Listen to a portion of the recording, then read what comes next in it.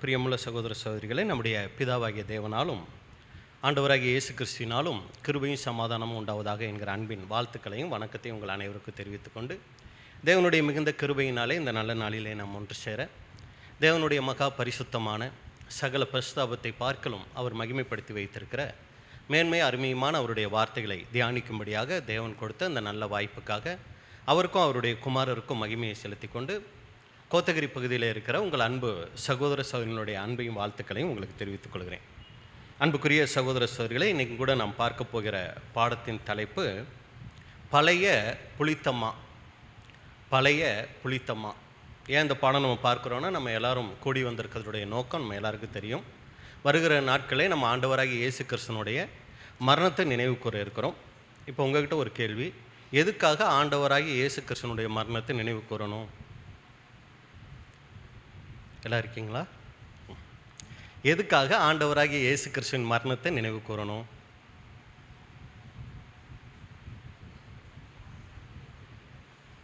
இல்லை, நீங்கள் பார்க்குறதுல ரெண்டு விதம் இருக்குது. இதெல்லாம் ஒரு கேள்வியா அப்படின்னு கூட நீங்கள் பார்க்கலாம். இல்லை அப்படின்னா என்னவா இருக்கும் அப்படின்னு கூட நீங்கள் பார்க்கலாம். இதில் எதை நான் எடுத்துக்கிறது அப்படின்னு தெரியலை. வருஷம் அந்த குறிப்பிட்ட நாளில் இல்லைங்களா, நீசான் 14ஆம் தேதி ஆண்டவராக இயேசு கிறிஸ்து அந்த மரித்த நாளில் நம்ம அவருடைய மரணத்தை நம்ம நினைவு கூறுறோம். ஏன் கூறணும்? நினைவு கூறலைன்னா என்ன? ஏதாவது தண்டனை வந்துருமா நினைவு கூறலைன்னா? அதான் பதில். என்னை நினைவு கூறும்படி இதை செய்யுங்கள்னு சொல்லி அவர் என்ன பண்ணியிருக்கிறாரு? இது இயேசு கிறிஸ்து சபைக்கு கொடுத்த ஒரு கட்டளை. அதனால நம்ம என்ன பண்ணோம்னா, இதை நம்ம செய்யணும். இப்போ ரெண்டாவது கேள்வி, இதை நம்ம செய்கிறதுனால என்ன பயன் இல்லைங்களா? ஏன்னா இதை நம்ம தெரியாமலே நம்ம வருஷம் பண்ணிட்டு இருந்தால் அது பிரயோஜனம் இல்லைல்ல. முதல் காரியம், இயேசு கிறிஸ்து சபைக்கு கொடுத்த முக்கியமான ஒரு கட்டளை, என் மரணத்தை நினைவு கூறும்படி இதை செய்யுங்கள்னு சொல்லியிருக்கிறார். அதனால இதை நம்ம வருடந்தோறும் செய்கிறோம்.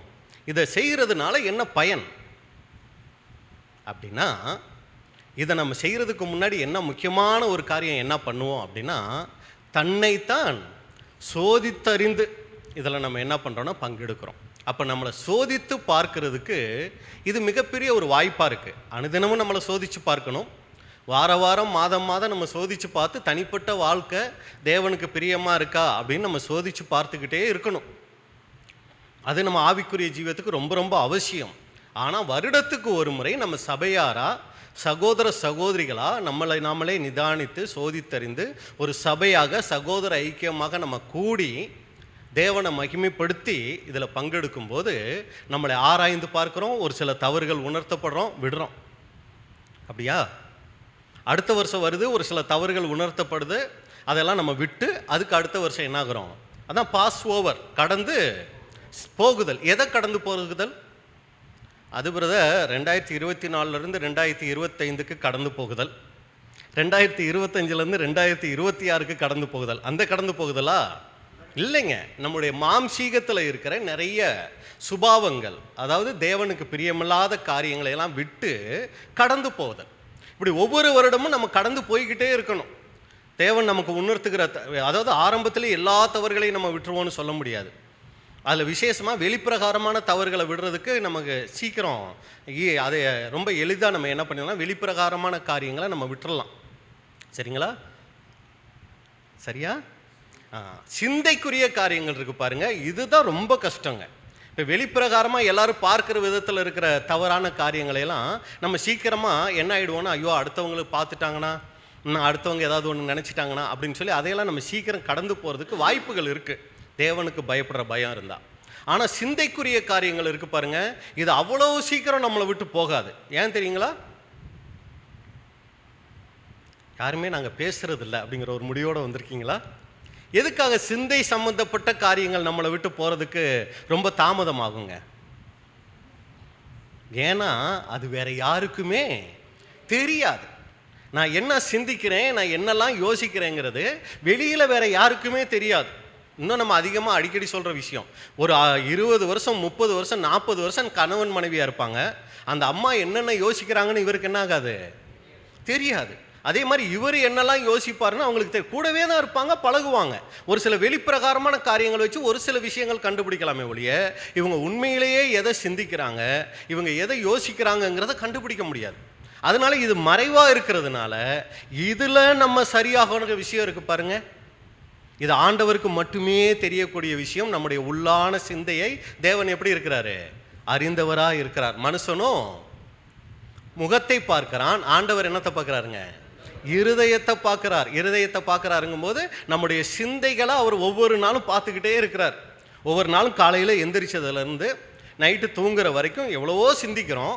இந்த சிந்தனைகள் எப்படி ஆண்டவருக்கு பிரியமாக இருக்குது, எந்த அளவுக்கு மோசமான அந்த சிந்தையை நம்ம நாளுக்கு நாள் ஐயோ இப்படியெல்லாம் எனக்கு சிந்தைகள் வருதே அப்படின்னு சொல்லி தேவனுடைய சமூகத்தில் அறிக்கை செஞ்சு அப்பா பாருங்கப்பா, என்னால் இந்த சிந்தையை மேற்கொள்ள முடியலை, இந்த மாதிரி மோசமான சிந்தனைகள்லாம் எனக்குள்ளே வருது, இவ்வளோ பெருமையான எண்ணங்கள் வருது, இவ்வளவு ஒரு கேவலமான எண்ணங்கள்லாம் வருது, இதெல்லாம் என்னை விட்டு போகணுமே, வெளியில் யாருக்கும் தெரியாதுப்பா, என்னை ஒரு நல்ல சகோதரனா நல்ல ஒரு சகோதரியாக தான் எல்லாரும் நினச்சிட்டு இருக்கிறாங்க, ஆனால் எனக்குள்ளே வந்து போகிற அந்த சிந்தனையை நீங்கள் மட்டும்தானே பார்க்குறீங்க, இது உங்களை துக்கப்படுத்துதேப்பா அப்படின்னு சொல்லி தேவனை நம்ம நெருங்க என்ன ஆகும்னா இந்த சிந்தைக்குரிய காரியங்களிலையும் நம்ம என்ன ஆகுவோம்னா ஜெயம் பெற ஆரம்பிப்போம். சரிங்களா? இதுதான் கடந்து போகுதல். அப்போ ஒவ்வொரு வருடமும் ஒரு சில காரியங்கள் ஆரம்பத்தில் இருந்திருக்கும், அப்புறம் கொஞ்ச நாள் ஆன உடனே அதை விட்டு கொஞ்சம் கடந்து போவோம், அப்புறம் கொஞ்சம் அடுத்த வருஷம் வரும்போது அதை விட்டு கடந்து போவோம். இதுதாங்க ஆண்டவராகிய இயேசு கிறிஸ்துனுடைய மரணத்தை நினைவு கூர்றதுனால நமக்குள் நடக்குகிற நன்மைகள். பிரதர் அப்படியெல்லாம் ஒன்றுமே ஆகிற மாதிரி தெரியலையே பிரதர் அப்படின்னோம்னா நம்ம பஸ்காசிரிக்கிறதுல ஆண்டவராகிய இயேசு கிறிஸ்துனுடைய மரணத்தை நினைவு கூர்றதுல எந்த பிரயோஜனமும் இல்லை. அப்போ இதெல்லாம் நமக்குள்ளே நடந்துக்கிட்டே இருக்கணும். ஆமாம் பிரதர், போன தடவை நான் நினைவு கூறுதல் ஆசரித்தேன், அப்போ ஒரு சில காரியங்களில் தீர்மானம் எடுத்தேன், அப்பா எனக்கு கிருபை தாங்க, உங்கள் பரிசுத்த ஆவியை தாங்க, இதையெல்லாம் நான் விட்டு இன்னும் உங்களுக்கு பிரியமாக வாழணும். அடுத்த வருஷம் தேவனுடைய வார்த்தைகளை கேட்கும்போது இன்னும் ஒரு சில காரியங்கள் எனக்குள்ளே இருக்கிறதெல்லாம் நான் உணர்த்தப்பட்டேன், அதையெல்லாம் தேவனுடைய சமூகத்தில் அறிக்கை செஞ்சேன், அதெல்லாம் இப்போ விடுறதுக்கு தேவன் எனக்கு பரிசுத்த ஆவியை இன்னும் அதிகமாக கொடுத்துருக்கிறார், இன்னும் எனக்கு பலன் கொடுத்துருக்கிறார், இப்போ நான் இன்னும் ஆண்டவருக்கு பிரியமாக வாழ்கிறதுக்கு என்ன ஒப்படைச்சிருக்கிறேன். இதுதாங்க இந்த நினைவு கூறுதல் ஆசரிக்கிறதுனால நமக்கு ஏற்படக்கூடிய நன்மைகள். இல்லைன்னா இன்றைக்கி நான் பார்த்துக்கிட்டு இருக்கிற மற்ற சபைகளில் சகோதர சகோதரிகள் அவங்களும் கூட ஒரு வருஷம் ஆயிடுச்சுன்னா புனித வெள்ளி அவங்க அது வரைக்கும் பார்த்திங்கன்னா அவங்களும் ஒரு ஆயத்தம் ஆகி அவங்களும் ஒரு சில காரியங்களை செஞ்சு அன்றைக்கி ரொம்ப துக்கமாய், நானுங்க எங்கள் வீட்டு பக்கத்துலேயே ஒரு சபை இருக்குது பார்த்தீங்கன்னா மேக்ஸிமம் அன்றைக்கி எல்லோரும் என்ன ட்ரெஸ் போட்டு வருவாங்க தெரியுங்களா? கருப்பு ட்ரெஸ் தான் போட்டு வருவாங்க. சிஸ்டருங்கெல்லாம் பார்த்தீங்கன்னா கருப்பு சேலை கட்டிட்டு வருவாங்க, பிரதர்ஸுங்கெல்லாம் பார்த்தீங்கன்னா கருப்பு சட்டை போட்டு வருவாங்க. அடுத்து சனிக்கிழமை முடிஞ்சு ஞாயிற்றுக்கிழமை வந்துச்சுன்னு வைங்க, நம்ம சவுலை பற்றி சொன்ன மாதிரி வேறு மனுஷன் ஆவாய் அப்படிங்கிற மாதிரி அவங்களுடைய தோற்றமே வேற ஆகிடுக்கும். அப்போ அவங்களுக்கும் நமக்கு எந்த வித்தியாசமே இல்லாமல் ஆகிடுங்க. அவங்களும் ஒரு ஆசரிக்கிறாங்க. ஒரு சில காரியங்கள் பார்த்தீங்கன்னா அந்த 30 நாளா 40 நாளுங்களா 40 நாள் அவங்களும் பூவெல்லாம் வைக்க மாட்டாங்க, நான்வெஜ்ஜு சாப்பிட மாட்டாங்க, ரொம்ப சோக முகத்தோடு இருப்பாங்க. அடுத்து பார்த்தீங்கன்னா அடுத்து ஞாயிற்றுக்கிழமை எப்படா வரும்னு உள்ளம் காத்துக்கிட்டே இருக்கும். ஞாயிற்றுக்கிழமை வந்த உடனே அவங்க ஸ்டைலே மாறிடும். நம்ம அப்படி இல்லைங்க. நம்ம ஒவ்வொரு நாளும் உணர்றோம், நம்மளுடைய நோக்கம் பூரா கிறிஸ்துவின் சாயலாக மாறணும், அவருடைய அந்த மணவாளனுக்கு நான் ஒரு நல்ல மணவாட்டியாக மாறணும், அதுக்கு என்னை ஆயத்தப்படுத்தணுங்கிறது தான் நம்மளுடைய நோக்கமாக இருக்கணும். சரி, இதை மனசில் வச்சுக்கிட்டு இப்போ நம்ம என்ன பண்ண போகிறோம்னா பழைய புளித்தமா அப்படிங்கிற ஒரு பாடத்தை நம்ம பார்க்கலாம். 1 கொரிந்தியர் 5ஆம் அதிகாரம் 8வது வசனம். 1 கொரிந்தியர் 5:8.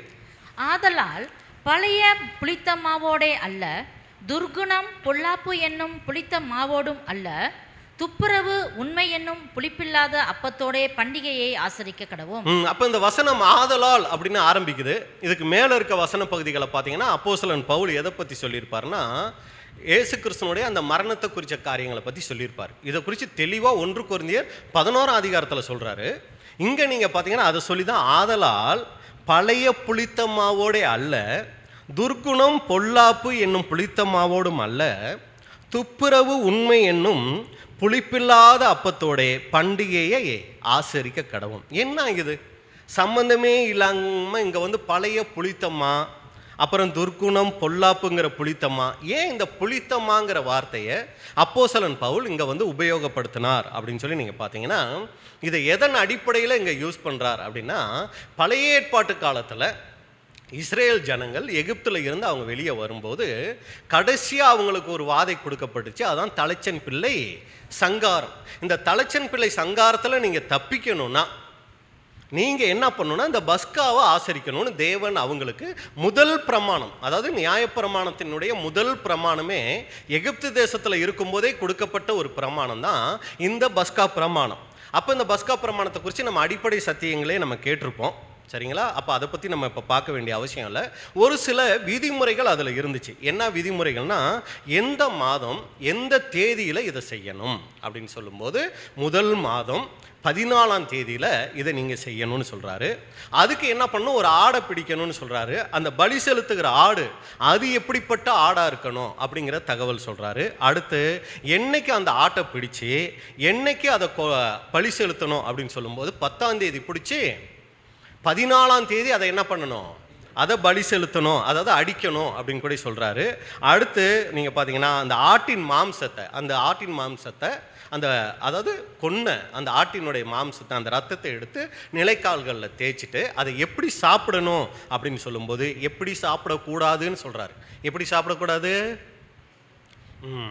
வேக வச்சு நம்ம சாப்பிடக்கூடாது. எப்படி சாப்பிடணும், சுட்டு சாப்பிடணும் அப்படின்னு கூட பார்க்குறோம். நெருப்பில் சுட்டு தான் அதை சாப்பிடணும். எதோடு அதை சாப்பிடணும், கசப்பான கீரையோடு சேர்த்து அதை சாப்பிடணும். எப்போ மட்டும் சாப்பிடணும், நைட்டு மட்டும்தான் சாப்பிடணும். ஐயோ ரொம்ப டேஸ்ட்டாக இருக்குங்க, கொஞ்சம் மீதியாக இருக்கே, நாளைக்கு கொஞ்சம் வச்சுக்கட்டுமா அப்படின்னா வாய்ப்பே இல்லை. மீதி இருந்தால் அதை என்ன பண்ணிடணும், நெருப்புலையே போட்டு சுட்டுறணும். நைட்டு தான் சாப்பிட்டு முடிக்கணும். இது வந்து அன்னைக்கு இஸ்ரேல் ஜனங்களுக்கு கொடுக்கப்பட்டது.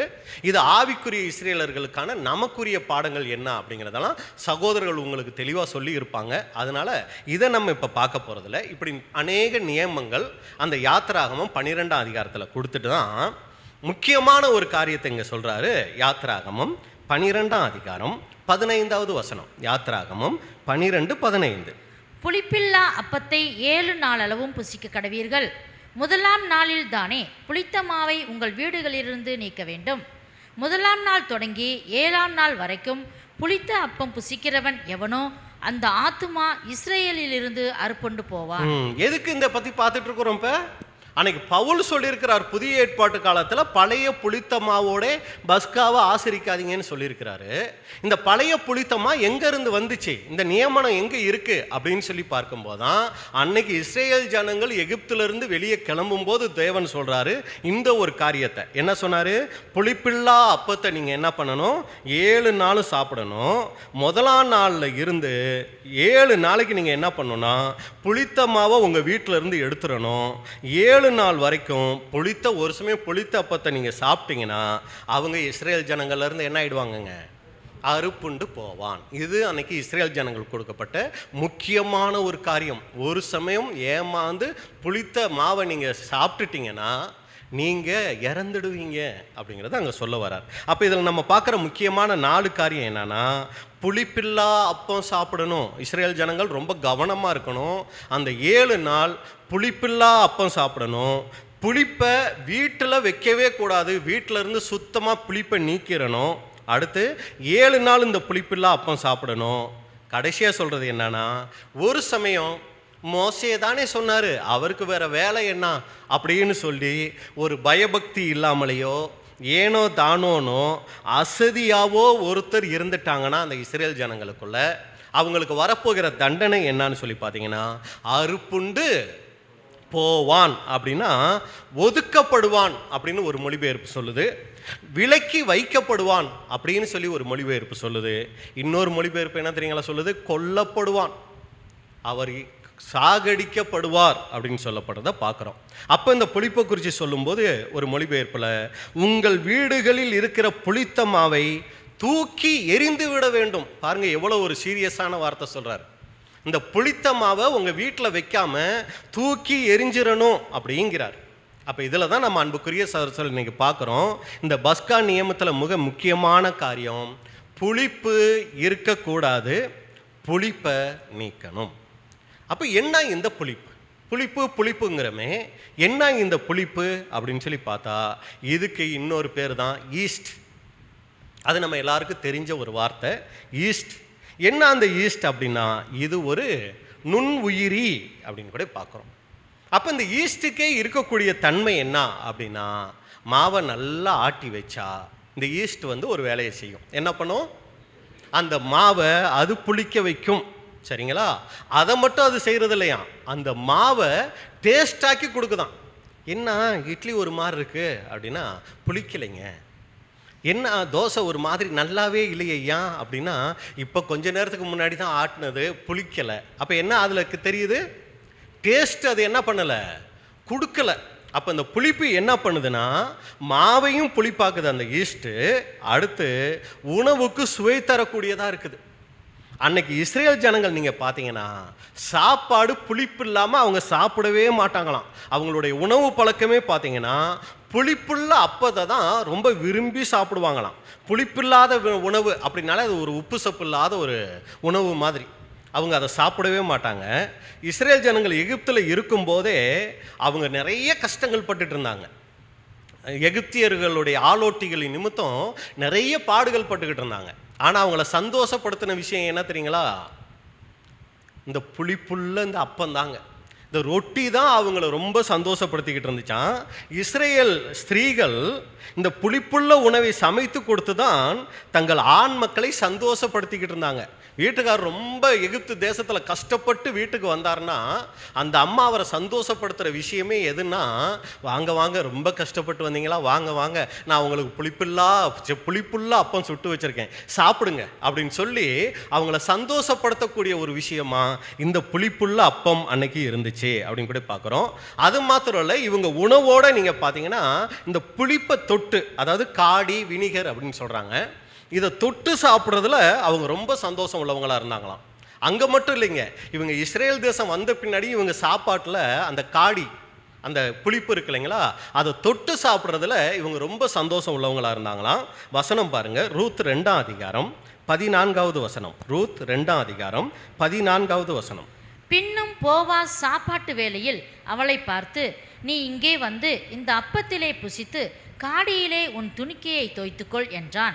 பாத்தீங்களா? இந்த அப்பத்திலே புசித்து காடியிலே உன் துணிக்கையை தோய்த்துக்கொள். கொஞ்சம் அந்த புளிப்பை நீ என்ன பண்ணிக்கன்னா சேர்த்துக்க அப்படின்னு சொல்றதை நம்ம பார்க்குறோம்.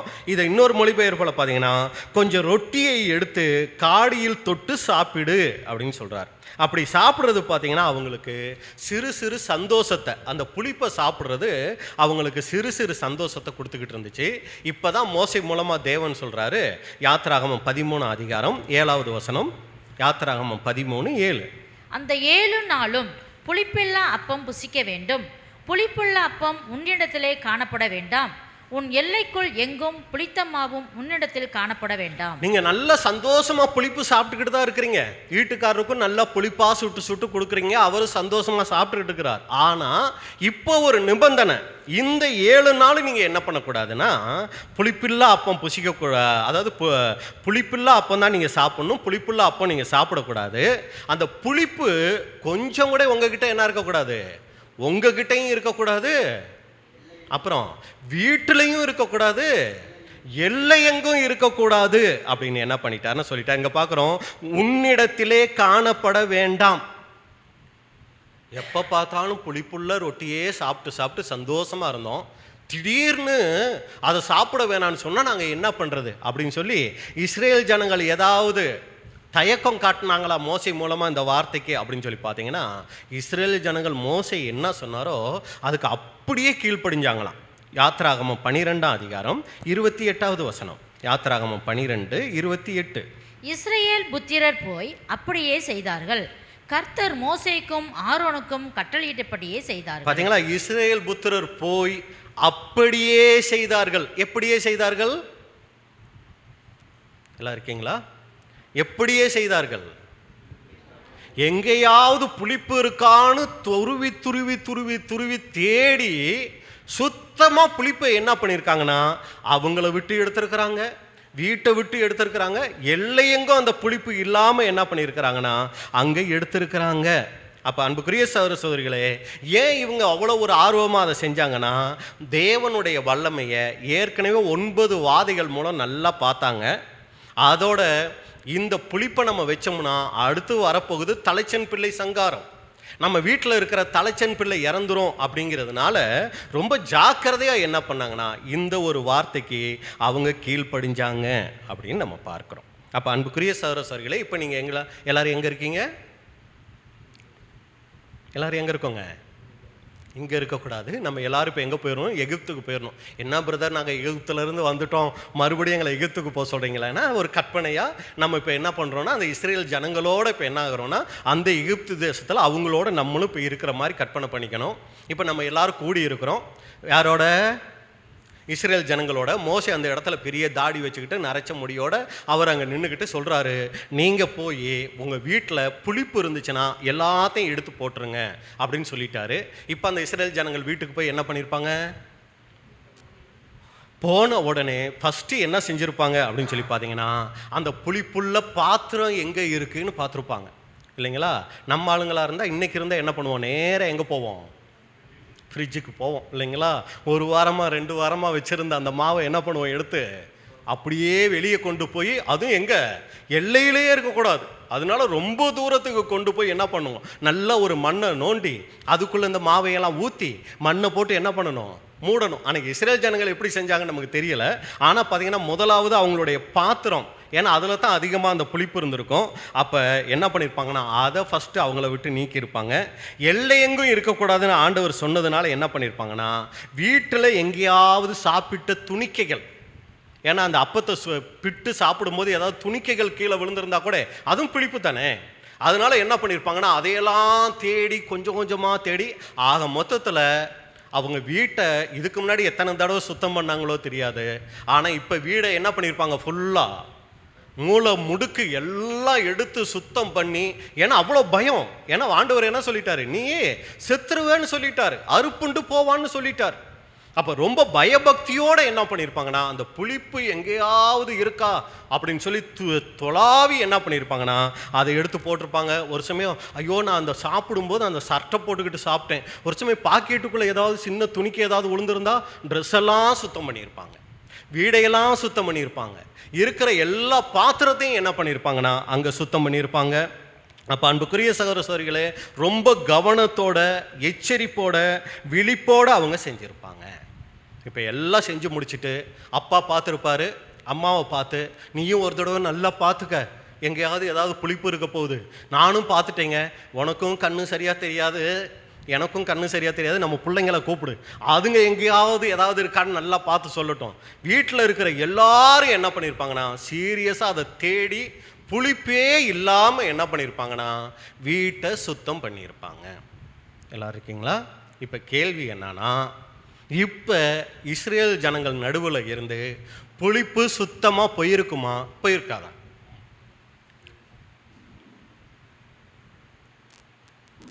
அது எப்படி எங்களுக்கு தெரியும் அப்படிங்கிறீங்களா? நம்ம தான் இப்போ அங்கே இருக்கோமே இல்லைங்களா? நம்மளும் இப்போ எங்கே இருக்கோம்? இஸ்ரேல் ஜனங்களோட எகிப்து தேசத்தில் தானே இருக்கிறோம். எல்லாரும் வீட்லேயும் பார்த்துட்டாங்க, பாத்திரத்தையெல்லாம் சுத்தமாக கழுவிட்டாங்க, வீடை சுத்தமாக எல்லா இடத்துலையும் புளிப்பு இல்லாமல் சுத்தம் பண்ணிட்டாங்க, ட்ரெஸ் எல்லாம் சுத்தம் பண்ணிட்டாங்க, எல்லாத்தையும் சுத்தம் பண்ணிட்டாங்க. அவங்களும் நல்லா குளிச்சிட்டாங்கன்னு வச்சுக்கோம், சரிங்களா? இப்போ அங்கே புளிப்பு இருந்திருக்குமா இருந்திருக்காதா? இல்லை, சொல்லறுத்தமான புளிப்பு தான் கேட்குறேன். நமக்கு தான் உள்ளான புளிப்பு, அவங்களுக்கு சொல்லறுத்தமான புளிப்பு இருந்திருக்குமா இருந்திருக்காதா? இருந்திருக்காது அப்படின்னு நம்ம நினைக்கிறோம். ஆனால் அன்புக்குரிய சகோதர சகோதரிகளே, முற்றிலுமா அவங்கக்கிட்ட இருந்து அந்த புளிப்பை எடுத்திருக்க முடியுமான்னு கேட்டால், இப்போ என்ன ஒரு கேள்வினா, அந்த 7 நாளும் புளிப்பு இல்லாமல் இருந்துட்டாங்கன்னு வச்சுக்குவோமே. இப்போ 8வது நாள் வந்துருச்சு, எப்படா அந்த புளிப்புள்ள அப்பம் சாப்பிடுவோன்னு அவங்க நினச்சிருப்பாங்களா? இப்போ சுத்தமாக புளிப்பே இல்லாமல் எடுத்துட்டாங்க தானே. இப்போ அவங்க ரொட்டிக்கு மாவு பிசைஞ்சிருப்பாங்களா? இப்போ அது புளிச்சிருக்குமா? புளிச்சிருக்குங்களா புளிச்சிருக்காதா? ஒரு சமயம் அன்னைக்கு புளிக்கலைன்னு வச்சுக்குவோம், சரிங்களா? 9ஆம் நாளாவது அது புளிச்சிருக்குமா புளிச்சிருக்காதா? எப்படி புளிச்சிருக்கும்? இவங்க தான் புளிப்பை சுத்தமாக எடுத்துட்டாங்களே, எங்கேயுமே வைக்கலையே. இப்போ அந்த மாவு புளிக்குமா புளிக்காதா? சரி, நம்ம பாஷையில் சொல்லணும்னா மாவு ஆட்டிட்டாங்க, சரிங்களா, போயிட்டு உளுந்தும் அரிசியும் எடுத்துக்கிட்டு வந்து, சரிங்களா, 8வது நாள் போய் கடையில் வாங்கிட்டு வந்து நல்லா மாவெல்லாம் ஆட்டி, சரிங்களா, வச்சுட்டாங்க. அன்னைக்கு காலையில் எந்திரிச்சா அந்த மாவு புளிச்சிருக்குமா, புளிச்சிருக்காதா? இவங்க தான் சுத்தமாக புளிப்பே எடுத்துட்டாங்களே, அப்புறம் எப்படி மாவு புளிச்சிச்சு அப்படின்னா, இந்த ஈஸ்டினுடைய தன்மை என்ன அப்படின்னா, இது ஒரு நுண்ணுயிரி, இது ஒரு பாக்டீரியா, சரிங்களா. இதை சாதாரண கண்ணில் என்ன பண்ண முடியாது, பார்க்க முடியாது. இது எங்கே இருக்கு தெரியுங்களா? அந்த மாவுல இல்லை, காத்துல கலந்து இருக்குது இந்த பாக்டீரியா. இந்த புளிப்பை உண்டாக்குது பாருங்க, இது எங்க இருக்குன்னா காத்துல கலந்து இருக்குது. இது மாவை மட்டும் புளிப்பாக்காதுங்க, பால், பல ரசங்கள் எல்லாத்தையும் இது புளிக்க வைக்கக்கூடியது. அடுத்து இந்த ஈஸ்டினுடைய தன்மை நீங்கள் பார்த்தீங்கன்னா கடினமான உயிரினங்களாம். இந்த ஈஸ்ட் அவ்வளோ சீக்கிரம் என்ன தெரியுங்களா பண்ண முடியாது, அழிக்க முடியாது. அடுத்து கொஞ்சம் புளிச்சமா என்ன பண்ணிடும், எல்லா மாவையும் அது புளிப்பாக்கிடும். அடுத்து இந்த மாவை புளிப்பாக்கணும்னு அவசியம் இல்லை, நல்லா ஆட்டி சும்மா வச்சாலே அதே தானே என்னவாயிடும், புளிப்பாயிடும். இன்னைக்கு இந்த புளிப்பாக்குகிற ஈஸ்ட்டை கடையில் விற்கிறாங்க. ஆனால் இந்த ஈஸ்ட் எங்கே இருக்குன்னா காத்துலேயே இது உருவாகக்கூடிய தன்மை வாய்ந்தது தான் இந்த புளிப்பு. எல்லாருக்கும் புரிஞ்சு போச்சுங்களா? புரிஞ்சு போகக்கூடாது, சரிங்களா. அப்போ அன்னைக்கு இஸ்ரேல் ஜனங்களை புளிப்பை உங்களை விட்டு அகற்றுங்கன்னு சொன்னால் சொல்லறுத்தமாக அவங்க என்ன பண்ணியிருப்பாங்கன்னா புளிப்பை அவங்கள விட்டு அகற்றி இருக்கலாம். ஆனால் உண்மையிலேயே புளிப்பு சுத்தமாக அது அவங்கள விட்டு போயிருக்குமானா போயிருக்காது. ஏன்னா அது உணவுல இல்லை, காத்துலேயே அது என்னவாக இருக்குது, கலந்து இருக்குது. இப்போ அன்புக்குரிய சகோதர சகோதரிகளே, இப்போ நமக்கு வந்துடுவோம். இந்த புளிப்பு எதுக்கு அடையாளம், எதை அடையாளப்படுத்தி அங்கே தேவன் நமக்கு சொல்கிறார். அப்போஸ்தலன் பவுல் சொல்லும்போது இந்த அன்னைக்கு இஸ்ரேல் ஜனங்கள் சொல்லர்த்தமான புளித்த மாவை தான் என்ன பண்ணக்கூடாது, வைக்கக்கூடாது. ஆனால் பவுல் என்ன சொல்கிறார்னா, இந்த புளித்த மாவுங்கும்போது துர்க்குணம், பொல்லாப்பு அப்படிங்கிற அந்த புளித்த மாவை நீங்கள் என்ன பண்ணாதீங்க, உங்களுக்குள்ளே வச்சுக்காதீங்கன்னு சொல்கிறாருன்னா, புளிப்பு எதுக்கு அடையாளம்னா அது பாவத்துக்கு அடையாளம். அப்போ அன்னைக்கு இஸ்ரேல் ஜனங்கள் புளிப்பை எல்லாரும் ரொம்ப வெறுத்தாங்க. எல்லாம் இருக்கீங்களாங்கிறதுக்கு இப்படி மாற்றி சொன்னால் எல்லாம் அப்படியே இருக்கீங்க. புளிப்பு அன்னைக்கு எல்லாரும் ரொம்ப விரும்பினாங்களா வெறுத்தாங்களா? ஆரம்பத்தில் ரொம்ப விரும்பினாங்க. அதே போல் அன்புக்குரிய சகோதர சகோதரிகளே, இன்னைக்கு பாவத்தை எல்லாரும் விரும்பக்கூடியவங்களா இருக்கிறாங்க. இன்னைக்கு நமக்கு கஷ்டமே என்னதுங்க, பாவத்தை வெறுக்கிறது தான் நமக்கு கஷ்டமே. நம்ம மனசு கஷ்டப்படுற மாதிரி சகோதரர்கள் ஏதாவது வார்த்தைகள் உங்களுக்குள்ள இந்த மாதிரி பாவங்கள் இருக்குது அதை உங்களை விட்டு நீக்குங்கன்னு சொன்னால் நமக்கு என்ன வருது, இவர் என்ன இதெல்லாம் பேசுகிறாரு, இப்படியெல்லாமா பேசுவாங்க. ஒரு ஆசீர்வாதமாக ஒரு நல்ல ஒரு 4 வார்த்தையை பேசுகிறத விட்டுட்டு துர்க்குணத்தை இது பண்ணுங்க, அவங்கள மன்னிங்க, இவங்கள மன்னிங்க, நானே தான் எல்லாம் செய்யணுமா, கோபம் வருது பாருங்க நமக்கு. அப்போ பாவத்தை விடுங்கன்னு சொன்னால் நமக்கு விட முடியலை. காரணம் என்னது, அது மேலே நமக்கு என்ன இருக்குது, ஒரு விருப்பம் இருக்குது. பிடிக்கலனாலும் அது மேலே ஒரு பிடிப்பு இருக்குது பாருங்க.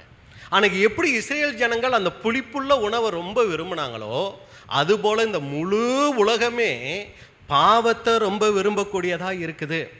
அன்னைக்கு அந்த புளித்த உணவு தான் அவங்களுக்கு சந்தோஷத்தை கொடுத்துச்சு. இன்றைக்கும் கூட இந்த பாவம் தான் நமக்கு என்னத்தை கொடுக்குதுங்க. அது வேற யாரையாவது சொல்லுங்க பிரதர், எங்களை அப்படியெல்லாம் சொல்லாதீங்க அப்படிங்கிறீங்களா?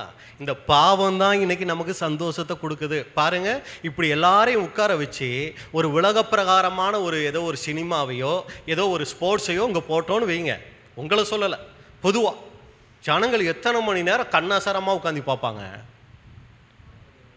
எத்தனை மணி நேரம் வேணாலும் உட்காந்து பார்ப்பாங்க. ஆனால் ஒரு 1/2 hour நம்ம பேச ஆரம்பிச்சிட்டாலே இங்கே என்ன வருதுங்க, நம்மளை அறியாமலேயே கண்ணு அது பாட்டுக்கு இமைகள் மூடுது, நம்ம சொல் பேச்சே அது கேட்க மாட்டேங்குது, சரிங்களா? இல்லைன்னா சிந்தனை வேற எங்கேயோ ஒரு பக்கம் போயிடுது பாருங்க. நம்ம மாம்சமே பாவத்தை விரும்பக்கூடியதாக இருக்குது அப்படின்னு கூட பார்க்குறோம். இந்த பாவம் நமக்கு ஒரு சந்தோஷத்தை தரக்கூடியதாக இருக்குது. அப்போ இன்னைக்கு நாம் என்ன பண்ணுறோம் அப்படின்னா, இங்கே அப்போஸ்தலன் பவுல் சொல்கிறது போல் இந்த பழைய புளிப்பை, அதாவது நமக்குள்ளே இருக்கிற பழைய மாவை, அந்த பழைய பாவங்களை அகற்றி வருகிற நாட்களில் ஆண்டவராகிய இயேசு கிறிஸ்துனுடைய மரணத்தை என்ன பண்ணணும்னா நாம் நினைவு கூறணும். அப்போ புளிப்பை அகற்றணும், பாவத்தை அகற்றணும்னா அதை குறித்த ஒரு அறிவு, ஒரு விழிப்புணர்வு இருக்கணும். அன்னைக்கு இஸ்ரேல் ஜனங்களுக்கு புளிப்பு அப்படின்னாலே அது மாவுல இருக்கு, அது சாப்பிட்டு அந்த துணிக்கையில் இருக்குங்கிற அறிவு இருந்தால் தான் அவங்க அதை நீக்கி இருக்க முடியும். அதே போல் நமக்கு இந்த பாவம் என்னென்ன, இந்த பாவம் எப்படிப்பட்டதுங்கிறது தெரிஞ்சிருந்தா தான் நம்மளும் கூட என்ன பண்ண முடியுங்க, அதை நம்மளை விட்டு அகற்றி நம்மளும் கூட வருகிற அந்த நினைவு கூறுதலை தேவனுடைய பார்வையில் ஒரு உகந்தவர்களாக நம்ம ஆசரிக்க முடியும். அப்போ நம்ம என்னத்தை பார்க்க போகிறோன்னா, இந்த புளிப்பு ஈஸ்ட் அதனுடைய தன்மைகளை குறித்தும் அதுக்கு ஒப்பிட்டு சொல்லப்பட்டிருக்கிற பாவத்தை குறித்தும் நம்ம என்ன பண்ண போகிறோன்னா ஒரு சில காரியங்கள் நம்ம பார்க்க போகிறோம். பார்க்கலாங்களா? சரி, இப்போ முதல் காரியம், பாவத்துக்கும் இந்த புளிப்பு ஈஸ்ட்டுக்கும் உள்ள ஒற்றுமை என்னன்னு பார்த்தீங்கன்னா, இந்த ஈஸ்ட் அதாவது புளிப்பு முதலாவது காற்றில் கலந்து இருக்கும். இது எதுக்கு அடையாளம் அப்படின்னா, இன்னைக்கு பாவம் எங்கே இருக்கு அப்படின்னா நமக்குள்ளே இருக்குங்கிறத விட அது முழுக்க காற்றுல கலந்து இருக்குங்க. சரிங்களா? அப்போ எந்த வகையில் நம்ம சொல்கிறோன்னா, வான மண்டலங்களில் உள்ள பொல்லாத ஆவிகளின் சேனைகள் என்ன பண்ணியிருக்குங்க, இன்னைக்கு முழுக்க இந்த கெட்டுப்போன தேவ தூதர்கள்னால இந்த பூமி முழுக்க பாவத்தில் அப்படியே நிறைஞ்சி இருக்கிறத நம்ம பார்க்குறோம். பாவம் இல்லாத இடமே இல்லை. எப்படி அந்த புளிப்பு இல்லாத இடமே இல்லையோ, காற்றுல கலந்து இருக்குதோ, அதுபோல் இன்னைக்கு பாவம்ங்கிற அந்த புளிப்பு உலகம் முழுக்க என்ன ஆயிடுக்குன்னா அப்படியே கலந்து இருக்குது. அப்போ அன்புக்குரிய சகோதர சகோதரிகளே, நமக்கு இதை குறித்து ஒரு உணர்வு இருக்கணும். பாவம் இல்லாத இடமே இல்லை. வீட்டில் பாவம் இருக்குமா? வேலை செய்கிற இடத்துல பாவம் இருக்குங்களா? சபையில் பாவம் இருக்குங்களா? வீட்டில் இருக்கும், ஒத்துக்குவோம். வேலை செய்கிற இடத்துல அது கண்டிப்பாக இருக்குது. சபையில் இருக்குமா பாவம்? என்ன நினைக்கிறீங்க? காற்றுல கலந்துருக்கும். சரிங்களா? இப்போ எப்படி நம்ம ஃபோனை ஆஃப் பண்ணி வச்சுருந்தோம்னா அதுக்குள்ளே எந்த விஷயமே உள்ளே போகாது. ஆன் பண்ணணும்னா இதுக்கு முன்னாடி நமக்கு அனுப்பிச்ச வாட்ஸ்அப் மெசேஜ் எல்லாம் உடனே கீன்னு என்ன ஆகுது, உள்ளே வருது. எப்படி வருது? அது வரைக்கும் அந்த மெசேஜ் எங்கே இருந்துச்சுங்க? காற்றுல சுற்றிக்கிட்டே இருந்துச்சு. நம்ம ஆன் பண்ண உடனே என்ன ஆகுது, உள்ளே வந்து பூந்துக்குது இல்லைங்களா? அது மாதிரி சபைக்குள்ள இந்த சபைங்கிறது நம்ம தான், கட்டடம் சபை கிடையாது. இந்த கட்டடத்துக்குள்ள பாவம் இருக்குமான்னு பார்த்தீங்கன்னா அப்படியே சுற்றிக்கிட்டே இருக்கும். சரிங்களா? நம்ம இருதயத்தை ஓப்பன் பண்ணணும்னு வைங்க, உடனே என்னாகும், உள்ளுக்குள்ளே வந்துடும். என்ன சபையில் வந்து இப்படியெல்லாம் பேசிக்கிட்டு இருக்கிறாங்க, சபையில் வந்து இப்படியெல்லாம் சிந்திக்கிறாங்க அப்படின்னா, சபையிலையும் காற்று இருக்கே, காற்றுல பாவம் இருக்குதே, அது இல்லாத இடமே இல்லையே. அப்போ நம்ம அதை குறித்த ஒரு விழிப்புணர்வு இல்லைன்னா நம்ம சோர்ந்துருவோம். நம்ம என்ன யோசிப்போம்னா, சபைன்னு கூடி வந்துட்டோம்னா அங்கே தவறுகளுக்கான வாய்ப்பே இல்லை, பேச்சுகளுக்கே வாய்ப்பே இல்லை, அப்படியெல்லாம் நம்ம யோசிச்சிட்டோம்னா சோர்ந்து போயிடுவோம். ஏன்னா ஒரு பிரதரோ ஒரு சிஸ்டரோ ஒரு சில காரியங்கள் பேசுகிறது நமக்கு, என்ன பிரதர் சபைக்குள்ளே வந்துட்டு இவங்க இப்படி நடந்துக்கிறாங்க, இப்படி மனசு கஷ்டப்படுற மாதிரி நடந்துக்கிறாங்க பிரதர் அப்படின்னா நமக்கு தெளிவு இருக்கணும். பாவம் எல்லா இடத்துலையும் இருக்கும், அது சகோதர சகோதரிகள்கிட்டையும் இருக்கும். இந்த ஒரு உணர்வு இருந்தால் தான் நம்மளை காப்பாற்றிக்குவோம். ஓ அப்படியா, அப்போ நான் தான் என்ன காப்பாற்றிக்கணுமே ஒழிய, நான் ஜாக்கிரதையாக விழிப்புணர்வாக இருக்கணுமே ஒழிய இன்னொருத்தர்கிட்ட அதை நான் எதிர்பார்த்துடக்கூடாது. இந்த விழிப்புணர்வு நமக்கு இருக்கணும்.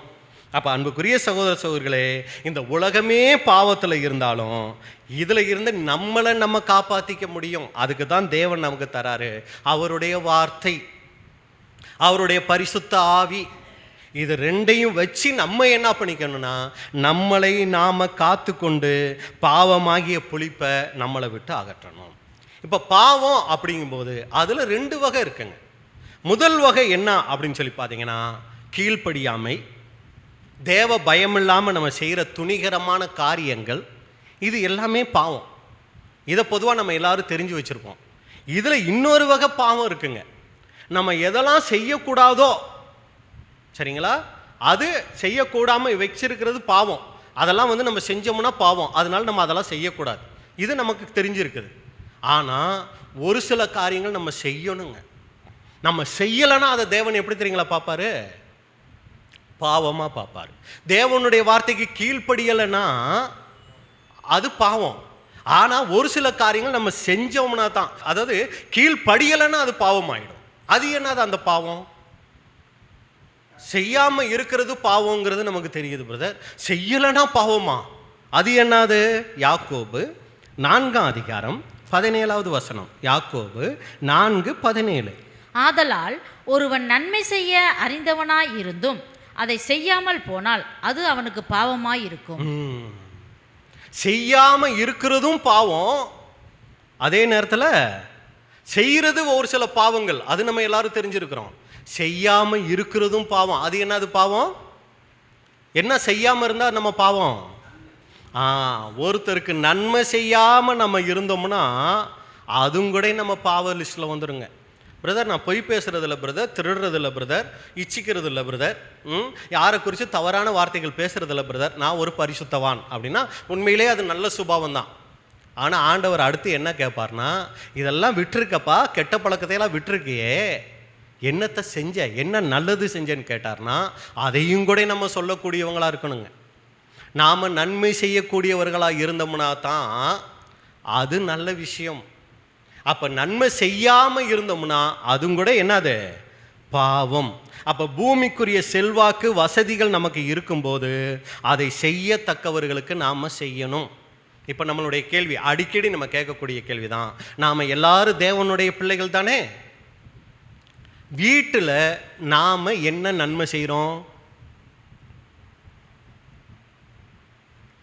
இன்றைக்கி காலையில் எந்திரிச்சு இப்போ இவ்வளோ நேரம் நம்ம சபைக்கூடிக்கு வந்திருக்கிறோமே, இன்றைக்கி காலையில் இருந்து பாவம் செஞ்சோமா? பாவம் செய்யலைங்களா? சரி, அது பரிசுத்த கூடுகைக்கு போகணுன்னு காலையில் எந்திரிச்ச உடனே ஃபோனில் அப்படியே பாட்டு வச்சு கிறிஸ்துவ பாட்டாக கேட்டுக்கிட்டே வீட்டு வேலைகளையெல்லாம் முடிச்சுட்டு அதே ஒரு சப்ஜெக்டோடு அதே சிந்தனையோடு நான் இங்கே வந்துட்டேன் பிரதர். அதே பாடல்களே என் காதில், வேறு எந்த சினிமா பாட்டு கூட கேட்டுறக்கூடாதுன்னு சொல்லி அப்படியே பஸ்ஸில் வந்தேன் பிரதர். சினிமா பாட்டு போட்டிருந்தாங்களோ அப்படியே எடுத்து ப்ளூடூத் எடுத்து காதில் போட்டு அப்படியே கிறிஸ்துவ பாட்டையே கேட்டுக்கிட்டு இங்கே வந்துட்டேன் பிரதர். நான் பரிசுத்தமாக அந்த நாளில் வந்துட்டேன் அப்படின்னு நினச்சோம்னா நல்ல விஷயம், தப்பு இல்லை. ஆனால் வீட்டில் செய்ய வேண்டிய கடமைகளை சரியாக செஞ்சுட்டு வந்தோமா? ஒரு சமயம் வீட்டுக்காரர் சத்தியத்துக்குள்ளே வரலன்னு வைங்க, ஏம்மா கொஞ்சம் சாப்பாடு, நானே சபை கூடிக்கு போயிருக்கேன், ஆக்கி சாப்பிடு, இல்லைன்னா போய் கடையில் சாப்பிடு அப்படின்ட்டு வந்திருந்தோம்னா நம்ம பாவத்தோடு வந்திருக்கிறோன்னு அர்த்தம். சரிங்களா? அதே மாதிரி கணவன் மனைவிக்கு செய்ய வேண்டிய கடமைகள் இருக்கு இல்லைங்களா, அதையெல்லாம் செய்யாமல் நம்ம வந்தோம்னா பாவத்தோடு வந்திருக்கிறோம். பெற்றோருக்கு செய்ய வேண்டிய கடமைகள், அவங்களுக்கு உடல்நிலையே சரியில்லை, அவங்களுக்கு செய்ய வேண்டிய மாத்திரை மருந்துகள் கொடுக்கறது, இதையெல்லாம் நம்ம செஞ்சுட்டு, எனக்கு நான் எந்திரிச்சதே அதிகாலை 9 மணி, இது வேற நேரத்தில் 10 மணிக்கே சபை கொடுக்க வச்சுட்டாங்க, நான் குளிக்கிறதா ரெடி ஆகிறதா? நீ என்னமோ பண்ணி மாத்திரையை குடிச்சிட்டு எப்படியோ போ, நான் சபை கொடுக்கைக்கு போகணும், டைம் ஆயிடுச்சு. நன்மை செய்ய அறிந்தவனாய் இருந்தும் அதை செய்யாமல் போனால் அது அவனுக்கு பாவமாயிருக்கும். அன்புக்குரிய சகோதர சகோதரிகளே, சபைகளில் குடும்பத்தில் நாம் நன்மை செய்தோமா? வேலை செய்கிற இடத்துல 6 நாளும் நாம் மற்றவர்களுக்கு நன்மை செய்யக்கூடியவங்களாக இருந்தோமா? சபையில் சகோதர சகோதரிகளுக்கு நன்மை செய்கிறோமா? இதை நல்லா கவனிக்கணும். ஏன் அப்படின்னா, நம்ம ஏற்கனவே போய்கிட்டு இருந்த சபைகளில் தசம பாகம் கொடுக்கணும். கொடுத்துருக்கீங்களா? கொடுத்துருப்போம். நீங்களாம் பார்த்தா நாங்களா அப்படி முறைக்கிற மாதிரி இருக்கு. சரிங்களா? கொடுத்துருப்போம். வார வாரம் காணிக்க கொடுத்துருப்போமா? கொடுத்துருப்போம். இங்கே வந்து என்ன பண்ணுறோம்? ஞாயிற்றுக்கிழமை வர்றோம், இங்கே காணிக்கை எடுக்கிறதில்ல, யாரையும் பணம் கொடுங்கன்னு சொல்லி வற்புறுத்துறதில்ல, பணம் கொடுக்க சொல்லி யாருக்கும் நம்ம சொல்கிறதும் இல்லை. சரிங்களா?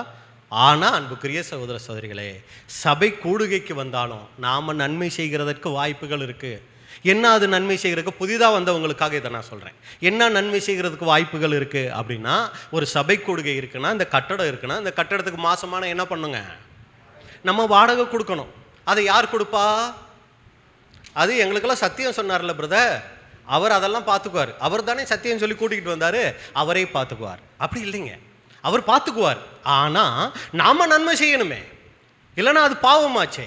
இப்போ நம்ம என்ன பண்ணோன்னா, சம்மந்தப்பட்ட சகோதரர்களோடு கலந்து பேசி நம்மளால் முடிஞ்ச ஒரு தொகையை என்ன தெரியுங்களா பண்ணோம் பிரதர், நான் வந்து போய்கிட்டு இருந்த சபையில் தசம பாகம் கொடுத்துக்கிட்டு இருந்தேன், காணிக்க கொடுத்துக்கிட்டு இருந்தேன். ஆனால் இங்கே வந்த பின்னாடி பணம் நமக்கு இல்லை அப்படின்னு சொல்லி நீங்கள் சொல்லிட்டீங்க.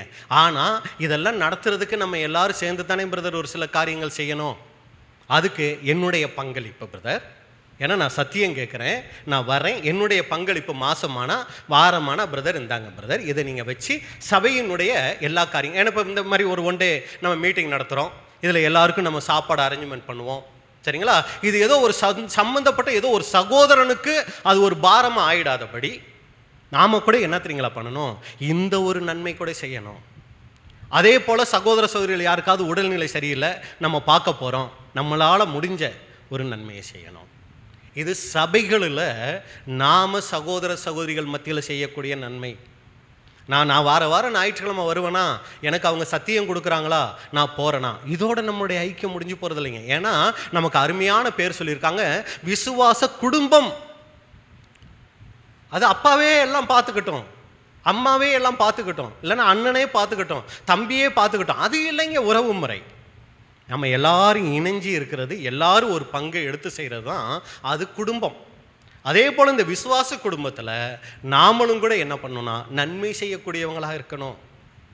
சம்பந்தப்பட்ட சகோதரர்களை நம்ம கலந்து ஆலோசிக்கணும். பிரதர் என்ன பண்ணிகிட்டு இருக்கிறீங்க, எப்படி நீங்கள் சபை கூடுகையெல்லாம் நடத்திக்கிட்டு இருக்கிறீங்க, இந்த ஒரு ஹாலுக்கு மாதமான எவ்வளோ வாடகை நீங்கள் கட்டுறீங்க, எப்படி அதை நீங்கள் கட்டுறீங்க, அதெல்லாம் நம்ம தெரிஞ்சுக்கிட்டு நம்மளால் ஆணை என்ன பண்ணோன்னா ஒரு சில உதவிகளை நம்ம செய்யணுங்க. இதுதான் பலி செலுத்துறது. இங்கே வந்து அங்கே வந்து எத்தனை % கொடுத்தா போதும்? என்ன பிரதர் பணத்தை குறிச்செல்லாம் பேசுகிறீங்களே, இல்லைங்க, நன்மை அப்படிங்கும்போது இதெல்லாம் நம்ம தெரிஞ்சிருக்கணும். முதலாவது நம்ம தெரிஞ்சிருக்கணும், சரிங்களா? அப்போ என்ன பண்ணோம், அங்கே வந்து 10% கொடுத்தா போதும், ஆனால் இங்கே எத்தனை % கொடுக்கணும் தெரியுங்களா? 100% கொடுக்கணும். நம்ம சம்பாதிக்கிறது மாதம் ஒரு 10,000 20,000னா அந்த 20,000ம் யாருக்கு தெரியுங்களா? அப்போ வந்து 10,000த்தில் 1000 ரூபா தான் யாருடையது? தேவனுடையது. மீது 9,000 என்னோடது. ஏன் இஷ்டத்துக்கு நான் செலவு பண்ணலாம். ஆனால் இப்போ நான் 10,000 சம்பாதிக்கிறேன்னா 10,000ம் தேவனுடையது. அப்போ நான் சாப்பாட்டுக்கெல்லாம் ஒன்றும் பண்ணக்கூடாது, இல்லைங்க. அந்த 10,000ம் தேவனுடையதுன்னு நான் நினச்சி அதில் இருந்து நான் உலகத்துக்கு செலவு பண்ணாலும் சரி, வீட்டுக்கு செலவு பண்ணாலும் சரி, சபைக்கு செலவு பண்ணாலும் சரி, அதில் ஒவ்வொரு ரூபாயும் தேவனுடையதுங்கிறத மைண்டுக்கு கொண்டு வந்து செலவு பண்ணணும். நம்ம செலவு பண்ணலாம் எப்படி, ஏன்னா இங்கே சுயாதீனம், நம்ம எப்படி வேணாலும் செலவு பண்ணலாம். ஆனால் நம்ம என்ன யோசிக்கணும்னா, நான் செலவு பண்ணுற ஒவ்வொரு பணத்துக்கும் தேவனுக்கு கணக்கு கொடுக்கணுங்கிற ஒரு எண்ணத்தோடு நம்ம என்ன பண்ணிக்கணும்னா அந்த பணத்தை செலவு பண்ணணும். இல்லாதவங்களுக்கு கொடுக்கலாம், ஏழை எளியோருக்கு கொடுக்கலாம், சபைக்கு நம்ம செய்ய வேண்டியதை செய்யலாம், சரிங்களா? இப்படி எல்லா வகையிலும் ஜெபத்தோடு நம்ம அந்த காரியத்தை செய்யக்கூடியவங்களாக இருக்கணும். அப்போ முதல் காரியம் நம்ம பார்க்குறோம், பாவத்தில் 2 வகை இருக்குது. தேவன் செய்யக்கூடாதுன்னு சொன்னதெல்லாம் ஒரு பாவம். இன்னொரு வகை, நாம் செய்ய வேண்டியதை செய்யாமல் இருந்துட்டாலும் அதுவும் கூட பாவம். வசனம் வாசிக்கலாம். மத்தேயு 25ஆம் அதிகாரம் 42வது வசனம். மத்தேயு 25 42 42 43. பசியாயிருந்தேன், நீங்கள் எனக்கு போஜனம் கொடுக்கவில்லை. இங்க பாத்தீங்கன்னா வெள்ளாடு வகுப்பாரை குறித்து சொல்றாரு. நீங்க புறம்பான இருளுக்கு போங்க, மிகப்பெரிய தண்டனை கொடுக்குறாரு. இந்த ஓமை உங்கள் எல்லாருக்கும் தெரிஞ்சிருக்கும்.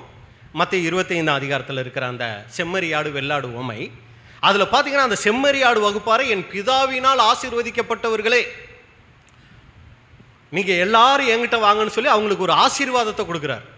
ஆனால் அந்த வெள்ளாடு வகுப்பாரை குறித்து சபிக்கப்பட்டவர்களேங்கிறாரு. என்ன பாவம் அவங்க செஞ்சாங்க அப்படின்னா, அவங்க என்ன செஞ்சாங்கங்கிறத சொல்றாரு பாருங்க. மறுபடியும் வாசிங்க. பசியாயிருந்தேன், நீங்கள் எனக்கு போஜனம் கொடுக்கவில்லை. பாத்தீங்களா, நன்மை செய்ய அறிந்தவனாயிருந்தும் அதை செய்யாமல் போனால் செய்யத்தக்கவர்களுக்கு. இங்க ஒரு குரூப் பசியோட இருந்திருக்கிறாங்க. இது ராஜ்யத்தில் நடக்கக்கூடிய ஒரு விஷயம். அவங்களுக்கு இவங்க அந்த ஒரு நன்மையை செய்யல. தாகமா இருந்தேன், நீங்கள் என் தாகத்தை தீர்க்கவில்லை. இது ஆவிக்குரிய பிரகாரமா நம்ம எடுக்கலாம். இப்போ இந்த பாடத்துக்கு பிரயோஜனமா நம்ம நேரடி அர்த்தத்திலே எடுக்கிறோம் பாருங்க. பசியா இருந்தவங்களுக்கு ஆகாரம் கொடுக்கல, தாகமா இருந்தவங்களோட தாகத்தை தீர்க்கல. அந்நியனா இருந்தேன், நீங்கள் என்னை சேர்த்து கொள்ளவில்லை. அந்நியனா இருந்தவரை சேர்த்து கொள்ளல. வஸ்திரம் இல்லாது இருந்தேன், நீங்கள் எனக்கு வஸ்திரம் கொடுக்கவில்லை. வியாதி உள்ளவனாயும் காவலில் அடைக்கப்பட்டவனாயும் இருந்தேன், நீங்கள் என்னை விசாரிக்க வரவில்லை என்பார். அப்ப அன்புக்குரிய சகோதர சகோதரிகளை, செய்யாமல் போன காரியங்களை இங்க பாவமா சொல்லப்படுறத பார்க்கிறோம்.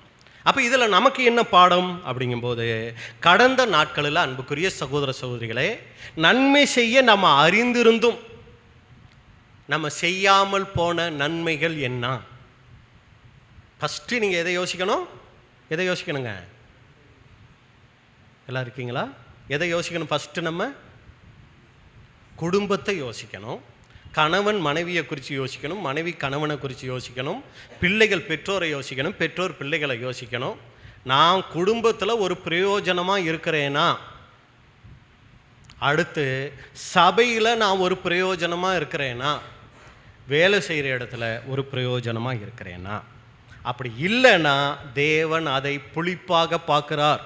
இந்த புளிப்பை எடுத்து போட்டுட்டு வருகிற நினைவு கூறுதலை நம்ம ஆசரிக்கணும்.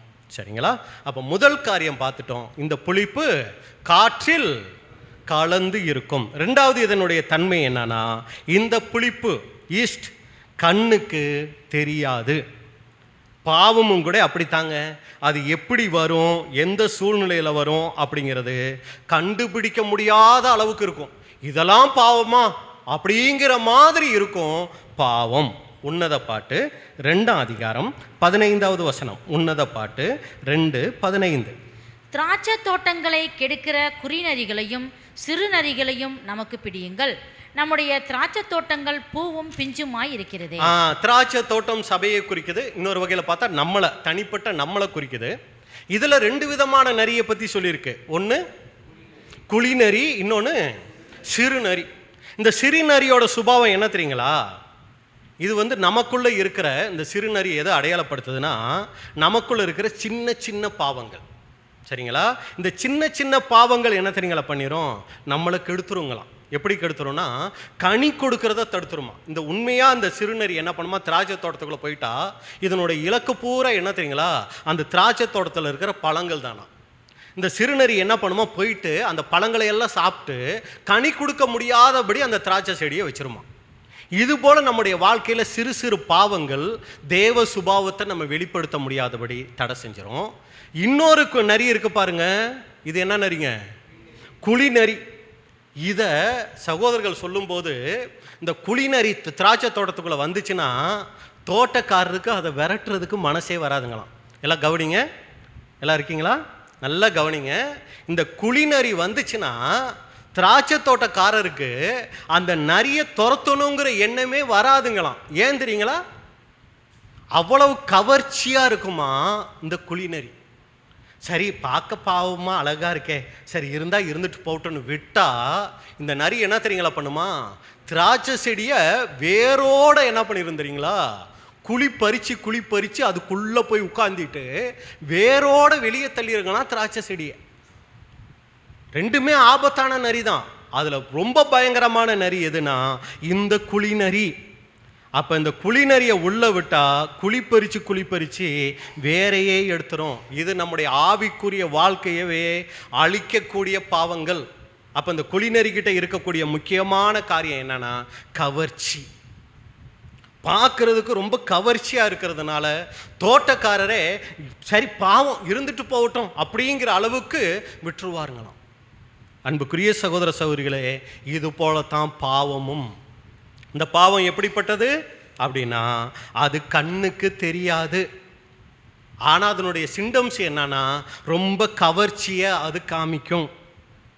அது நம்முடைய ஆவிக்குரிய வாழ்க்கையை வேரோட அழிச்சிரும். எப்படி இந்த ஈஸ்ட், இந்த புளிப்பு கண்ணுக்கு தெரியாமல் நம்மளை தாக்கக்கூடியதாக இருக்குதோ, அதே போல் இந்த பாவமும் நம்மளுடைய சிந்தையை தாக்கக்கூடியதாக இருக்கும். ரொம்ப ஜாக்கிரதையாக இருக்கணுங்க இந்த கவர்ச்சிக்கு. அன்புக்குரிய சகோதர சகோதரிகளே, நம்ம மற்றவங்களுக்கு முன்னாடி ஒரு டீசெண்டாக இருக்கிறது தப்பு இல்லை. நல்லா கவனிங்க. நம்ம டீசெண்டாக அப்படின்னா ஒரு நல்ல ஒரு தோற்றத்தை மற்றவங்க முன்னாடி நம்ம காமிக்கிறது தப்பே கிடையாது. ஆனால் மனசில் கவர்ச்சி அப்படிங்கிற ஒரு எண்ணம் நமக்குள்ளே வந்துருச்சுன்னா, மற்றவங்களை கவர்ந்து இழுக்கணும், நான் போடுற அந்த ட்ரெஸ்ஸை 4 பேர் பார்த்து அதை அவங்கள கொஞ்சம் கவர்ந்து இழுக்கிற மாதிரி இருக்கணும், அந்த எண்ணம் வந்தால் அதை குழி தோண்டி புதைக்கணும். நீட்டாக ட்ரெஸ் பண்ணுறது தப்பு கிடையாதுங்க.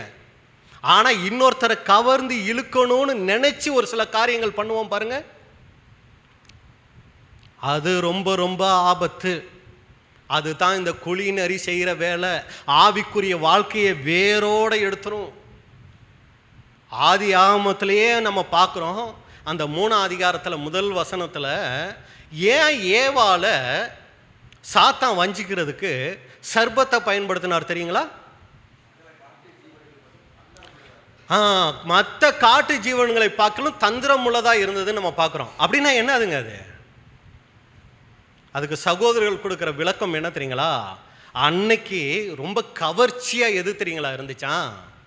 சர்பம் தான் இருந்துச்சுங்களாம். ஏதேன் தோட்டத்தில் இருந்த எல்லா மிருகங்கள், அந்த பிராணிகள்லையே சர்பம் தான் ரொம்ப கவர்ச்சியாக இருந்துச்சான். சிங்கம் வந்து இந்த பழத்தை சாப்பிட்டா நீங்கள் சாகவே சாவதில்லைன்னு சொல்லியிருந்தா ஏவாள் மயங்கி இருக்க மாட்டாங்களாம். சரிங்களா? ஒரு புலி வந்து சொல்லியிருந்தா மயங்கி இருக்க மாட்டாங்களாம்.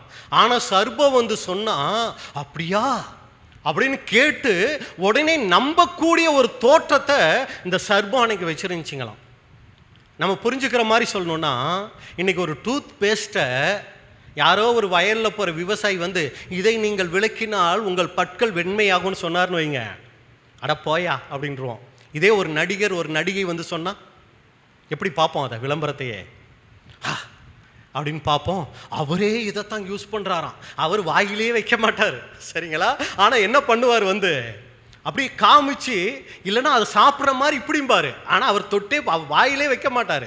ஆனால் இதை சாப்பிட்டால் அது மென்மையாகவும் மிருதுவாகவும் அப்படி ஒரு இன்பமாகவும் இருக்குது. ஐயோ இவரே சொல்லிட்டாரு, தோனியே சொல்லிட்டாரு, ஐயோ அப்படின்னு சொல்லி என்ன பண்ணுறதுன்னா, கவர்ந்து இழுக்கக்கூடிய ஆள்கள் சொன்னால் நம்ம உடனே அதுக்கு என்ன தெரியுங்களா பண்ணுவோம்?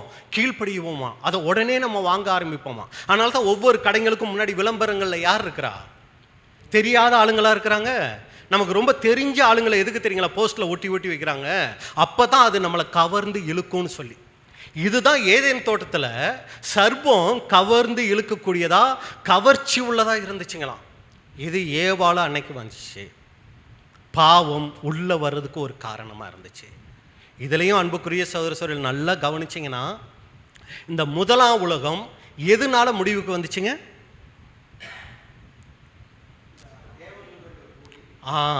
ரொம்ப கவனிக்க. நம்ம நிறைய காரியங்கள் சொல்லுவோம், ஆனால் ரொம்ப முக்கியமான விஷயம் என்ன அப்படின்னு சொல்லி பார்த்தீங்கன்னா, பரலோகத்திலிருந்து வந்த தேவ புத்திரர்கள் என்ன பண்ணாங்க?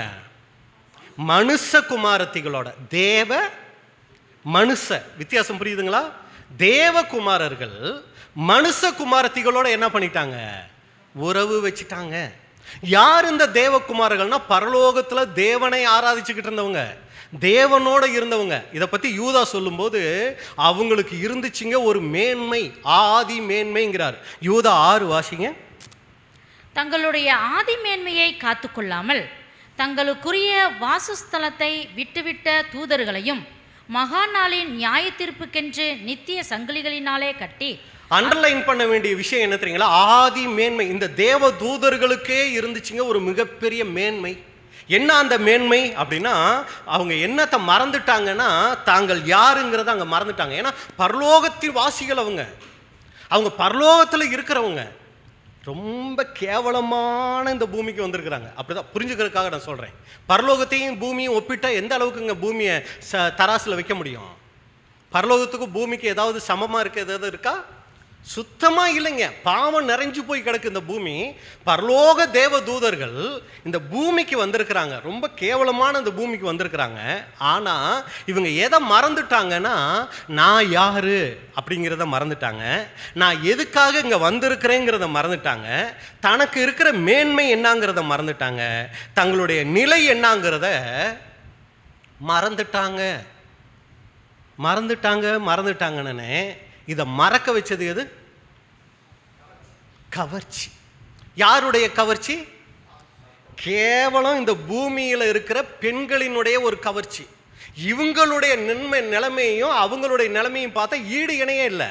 ஆனால் இவங்க யார் எப்படிப்பட்டவங்கிறதையும் மறந்துட்டு அற்பமான அந்த பெண்கள்னு தான் சொல்லணும். அது அவங்களுடைய கவர்ச்சியில் இவங்க என்ன ஆயிட்டாங்கன்னா விழுந்துட்டாங்க. அது அவங்கள மறக்க வச்சிடுச்சு. இதுதான் அன்புக்குரிய சகோதர சகோதரிகளே முதலாம் உலகத்தினுடைய முடிவுக்கு காரணம். ஆதியாகமம் 6ஆம் அதிகாரம் 2வது வசனம். ஆதியாகமம் 6:2. தேவகுமாரர் மனுஷ குமாரதிகளை அதிக சௌந்தரியம் உள்ளவர்கள் என்று கண்டு. யாருப்பா உங்களுக்கு சொன்னா? என்னான்னு எல்லாரும் என் மனநிலையில் இருந்தீங்கன்னா அதுக்கு பதில் சொல்லியிருப்பீங்க. தேவகுமாரர் மனுஷகுமாரத்திகளை அதிக சௌந்தரியம் உள்ளவர்கள் என்று கண்டு. யார் சொன்னா? யாருக்கு? இதில் தான் நான் கேட்ட கேள்விக்கு இதில் பதில் இருக்கு. யார் சொன்னா யாருக்கு? தேவகுமாரர் மனுஷகுமாரத்திகளை அதிக சௌந்தரியம் உள்ளவர்கள் என்று கண்டு. இது ஒரு சென்டென்ஸ். இதை நான் இப்போ கேள்வியாக மாத்துறேன். யாரு யாருக்கு சொன்னா? தேவகுமாரர்களுக்கு மனுஷகுமாரத்திகள் தான் அதிக சௌந்தரியம்னு சொல்லி யாரு சொல்லிட்டா? தேவன் சொன்னாரா? பாரு அந்த மனுஷகுமாரத்திகளை எவ்வளோ சௌந்தரியமா இருக்காங்க அப்படின்னு தேவன் சொன்னாரா? அந்த கவர்ச்சி இவங்களை அப்படி நினைக்க வச்சிருச்சு. உண்மையாது? இந்த தேவகுமாரர்களுக்கு முன்னாடி அந்த மனுஷகுமார்த்திகள் அதிக சௌந்தரியம் உள்ளவங்களா? தேவகுமாரர்கள் நம்ம பார்த்ததில்லை இல்லைங்களா? அந்த சௌந்தரியம் எப்படிப்பட்டதா இருக்கும்? அது விலையேற பெற்றதா இருக்கும். தன்னுடைய விலையேற பெற்ற சௌந்தரியத்தை இவங்க இங்க பெருசா பார்க்காம மனுஷகுமாரத்திகளை அதிக சௌந்தரியம் உள்ளவர்களா அவங்க பார்த்துட்டதுனால வந்தது தான் என்னதுங்க? பாவம். இது என்ன ஆயிடுச்சு? ஆதியாகமம் 6ஆம் அதிகாரம் 6வது வசனம். ஆதியாகமம் 6:6. தாம் பூமியிலே மனுஷனை உண்டாக்கினதற்காக கர்த்தர் மனஸ்தாபப்பட்டார். மனுஷனை உண்டாக்குனதுக்காக மட்டும் இல்லைங்க, இந்த தேவகுமார்களை பூமிக்கு அனுப்பிச்சு வச்சேன், அவங்களும் இப்படி ஆயிட்டாங்களேன்னு சொல்லி மனஸ்தாபப்பட்டார். இதனால தான் லூக்கா எழுதும்போது ஆண்டவராகிய இயேசு கிறிஸ்துனுடைய வார்த்தையை எழுதுறாரு. லூக்கா 17ஆம் அதிகாரம் 26வது வசனம். லூக்கா 17:26. நோவாவின் நாட்களில் நடந்தது போல மனுஷகுமாரனுடைய நாட்களிலும் நடக்கும். ரொம்ப ஜாக்கிரதையா இருக்கணும் அன்புக்குரிய சகோதர சகோதரிகளே. அன்னைக்கு முதலாம் உலகத்துல நடந்தது போல, நம்ம இதுக்கு நிறைய வேற காரியங்கள்லாம் சொல்லுவோம், முக்கியமான ஒரு காரியம் இதுவும் கூட இருக்குது. இதைத்தான் நம்ம கன்வென்ஷன்லையும் கூட நம்ம சொன்னோம். சரிங்களா? ரொம்ப ஜாக்கிரதையா இருக்கணும். நோவா நாட்களில் எப்படி தங்களுடைய ஆதி மேன்மையை காத்து கொள்ளாமல் தேவ தூதர்கள் விழுந்து போனார்களோ, அதே போல இந்த நாட்களில் தேவ ஜனங்களாகிய கர்த்தருடைய பிள்ளைகள், ஒன்று சகோதரர்களாக இருக்கலாம், இல்லைனா சகோதரிகளாக இருக்கலாம், அவங்களுடைய ஆதி மேன்மை, தங்களுடைய அந்த மேன்மையான காரியங்களை உணராமல் விழுந்து போகிறதுக்கு வாய்ப்புகள் நிறையா இருக்குது. ரொம்ப ஜாக்கிரதையோடு இருக்கணும். ஏன் அப்படின்னா இந்த பாவம் கவர்ச்சி உள்ளது. அடுத்து கண்ணுக்கு தெரியாது, காற்றுல கலந்துருக்கும், நம்மளையே தெரியாது. ரொம்ப ஜாக்கிரதையாக இருக்கணும். அப்போ நாம் வரப்போகிற நினைவு கூறுதலை ஆசரிக்க போகிறோம். இந்த ஒரு பாவ சிந்தையோட பஸ்காவை ஆசரித்திடக்கூடாது. 3வது காரியம் நம்ம போயிடலாம். இந்த ஈஸ்ட் புளிப்புக்கே இருக்கக்கூடிய காரியம், இது எல்லா இடத்திலேயும் இருக்கும். புளிப்பு இல்லாத இடமே இல்லை. ஆரம்பத்திலேயே சொன்னோம், சபை கட்டடத்துக்குள்ளே இருக்குமானா? நாங்கள் தூங்கி அப்போவே நேரம் ஆயிடுச்சே, இப்போ புதுசாக திடீர்னு என்னமோ கேட்குறீங்க அப்படிங்கிற மாதிரி இருக்குங்களா? இல்லை இல்லைங்களா? எல்லா இடத்துலையும் இருக்கும். பாவம் இல்லாத இடமே இல்லை. எபிரேயர் 12ஆம் அதிகாரம் 1வது வசனம். எபிரேயர் 12:1. ஆகையால் மேகம் போன்ற இத்தனை திரளான சாட்சிகள் நம்மை சூழ்ந்து கொண்டு இருக்க, பாரமான யாவற்றையும் நம்மை சுற்றி நெருங்கி நிற்கிற பாவத்தையும் தள்ளிவிட்டு விசுவாசத்தை துவக்குகிறவரும் முடிக்கிறவருமாய் இருக்கிற இயேசுவை நோக்கி நமக்கு நியமித்திருக்கிற ஓட்டத்தில் பொறுமையோட ஓடக்கடவோம். நம்மை சுற்றி தூரமாய் நிற்கிற, அப்படியா நெருங்கி நிற்கிற, ஒட்டிக்கிட்டு இருக்குங்க இந்த பாவம். சரீர பிரகாரமாக நம்ம எதையும் செய்யாமல் இருக்கலாம், சிந்தையில் அப்படி வந்துட்டு போகுங்க, பயங்கரமாக வந்துட்டு போகும். உங்களுக்கெல்லாம் வந்துட்டு போகுதோ இல்லையோ, எனக்கெல்லாம் வந்துட்டு போகுது. அப்பப்போ தேவ சமூகத்துக்கு போயிட்டு ஜெபிக்கலைன்னா நமக்கே தெரிய மாட்டேங்குது நம்முடைய விழுகை. ரொம்ப ஜாக்கிரதையாக இருக்கணும் அன்புக்குரிய சகோதரர்களே. எப்பொழுதும் நம்மளை சுற்றியே இருக்கும். அதனால் இதுக்கு எப்போவுமே ஒரு விழிப்புள்ளவர்களாக, எதிர்த்து நிற்கக்கூடியவர்களாக இருக்கணும். ரொம்ப கவனம் உள்ளவங்களாக இருக்கணும். இதுக்கு எதிரான ஒரு போராட்டத்தை நம்ம எப்போவுமே போராட வேண்டியவர்களாக இருந்துகிட்டே இருக்கணும். பவுல் சொல்லும்போது உதறி தள்ளணுங்கிறாருங்க. இந்த ஆவிக்குரிய ஓட்டத்தில் நம்மளை தடுத்து நிறுத்துகிற எதையுமே நம்ம வாழ்க்கையிலிருந்து தூக்கி எறியணும். ரொம்ப சந்தோஷமாக தான் இருக்கும் அந்த சிந்தனை. அப்படியே ரொம்ப இன்பமாக தான் இருக்கும் அந்த சிந்தனை. தூக்கி எறியணும். அன்புக்குரிய சகோதர சகோதரிகளே, இந்த பஸ்காவின் நாட்களில் தேவனுக்கு விரோதமாக நம்முடைய வாழ்க்கையில் வருகிற எல்லா புளிப்பான பாவங்களையும் தூக்கி எறிந்து உதறி தள்ளி நாம் வரப்போகிற அந்த நினைவு கூறுதலை ஆசரிக்கக்கூடியவர்களாக இருக்கணும். 3 காரியங்கள் பார்த்தோம். இந்த புளிப்புங்கிற பாவம் காற்றுல கலந்துருக்கும், கண்ணுக்கு தெரியாது, எல்லா இடத்துலையும் இருக்கும். இந்த விழிப்புணர்வு நமக்கு இருக்கணும். 4வது நம்ம பார்க்கிறோம், இந்த ஈஸ்ட், இந்த புளிப்பு தன்னிச்சையாக வளரக்கூடியது.